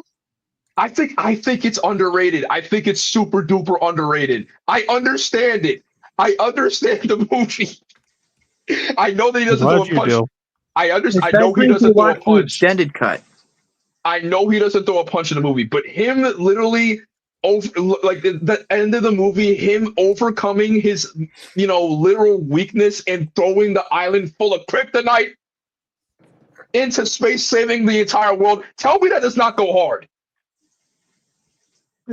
It does. It does. But again, my issues with Superman Returns are that it's boring and it suffers from an identity crisis. Yes, I'm not saying it's not. I'm not saying it's perfect. It has its issues, I mean, but I think it's Bryan Singer. I think it's an 8 out of 10 movie. Yeah. Tonight. Yeah. Tonight. Wrong. That wrong. Only me and Devin can properly do the Yeah. Lex Luthor quotes. You know, we can portray them the best. Who's the boy's bald father? guys. Who's the boy's father? Are you sure? Kevin Spacey's a bad guy, man, but I hate that he did such a good job liked him as Lex Luthor. Me I too. do. was I a liked really him good more Lex than Gene Luthor. Hackman. I liked him more than Gene Hackman. He I brought thought his he was own. better as Lex. He brought his own spin to it than doing another Gene Hackman. I don't know. It's just Yeah. It's Kevin Spacey, so of course he's another bad guy. It's a Yeah, and scumbag playing a In scumbag. real life. Yeah. Yeah, and then that kryptonite line lives in my head rent free. I don't know why, but that he just the way Yeah, I he like says it is Superman so, Returns, honestly. iconic. It has more merit than most people. Tonight. Anyway, I think we're getting off track here. Yeah, we are. We are definitely getting off yeah. track. I'm sorry. Let's, I just had to say my hot you take. have a platform. Do it so you don't Yeah. get Phantom I Zone. know. But I remember, know. I remember what like we're talking about I like tonight. Superman Returns, and I'm tired of pretending. I'm right. tired of pretending. Are we ready to wrap things up? Oh Yes, yeah, sirree. if we're all set. Yeah. Yeah, we're Okay. good. So yeah, that was our. This is basically what we all are. Oh, yep. I was gonna do this earlier, but I forgot. But Oh, yeah. before we wrap up, I want to pay tribute to the late great David Lynch. Mhm. Such a unique, weird, director. It won't be the same without him. Eraserhead, Elephant Man, Twin Razorhead, Peaks. Elephant Man, Lost Highways, just Twin Peaks, just Mulholland Love Twin Peaks. Drive, even yeah, his Dune. His Dune is fucking Kino. Fuck it. this dude was such a unique auteur, and the world of cinema won't be the same without him. And remember, as he said, if the horizon's on the bottom, it's interesting. If the horizon's on top, it's interesting. If the horizon's in the middle, it's boring as shit. Oh, that's more John Ford than David Lynch, but we get what you're Yeah. saying. I was gonna say yes, or how his family was saying yes, he's gonna leave There's a David Lynch. hole in all of our lives and in cinema. But remember, as he would say, focus on the donut, not the hole. Mm-hmm. That's what she said. I've seen someone like Kyle MacLachlan is like beside himself. Patricia Arquette, Naomi Watts, they've all tributed him. One of the best things I've seen, like the two best things I've seen in terms of like commemorating him, is like movie theaters across the country have a rest in peace David Lynch on all their marquees, and then outside of the Burbank, California Big Boy, where David Lynch went for lunches every day for 7 years.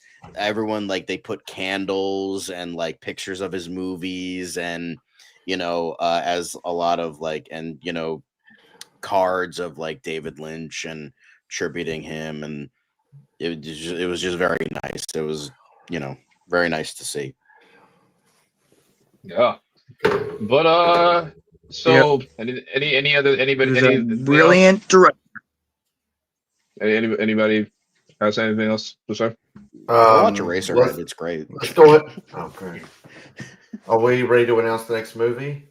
Or the next Yeah. review? Oh, yeah. Wolfman. It's gonna be by me. Let's go. And the return of a partial member, my brother Ben, because he is the Wolfman I fan. forgot it. Yeah. Okay. Yeah, I Oh, forgot Yeah, about because he's a big werewolf guy.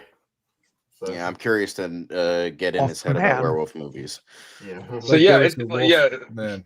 yeah. Take the wolf. It's basically just man, Man. man. That's right. Man. Yep. The I'm meme, man. literally Man. the meme. I'm man. It's Yeah. actually kind of funny Oh, because man. yesterday, my brother and I, we had a double feature between Wolfman and Better Man, and I just called it Manathon. Man. Manathon. Yep. Hell yeah, man. Man. Anyway. All right, but anyways, that was what to expect from 2025. I'm the world's biggest geek, joined with Cinemax Sterling, the Geek Informant, Right Dude Roams, and Professor Gaxiology. And we will see you on the next one. Once again, we have brought light into the world. You're welcome, America.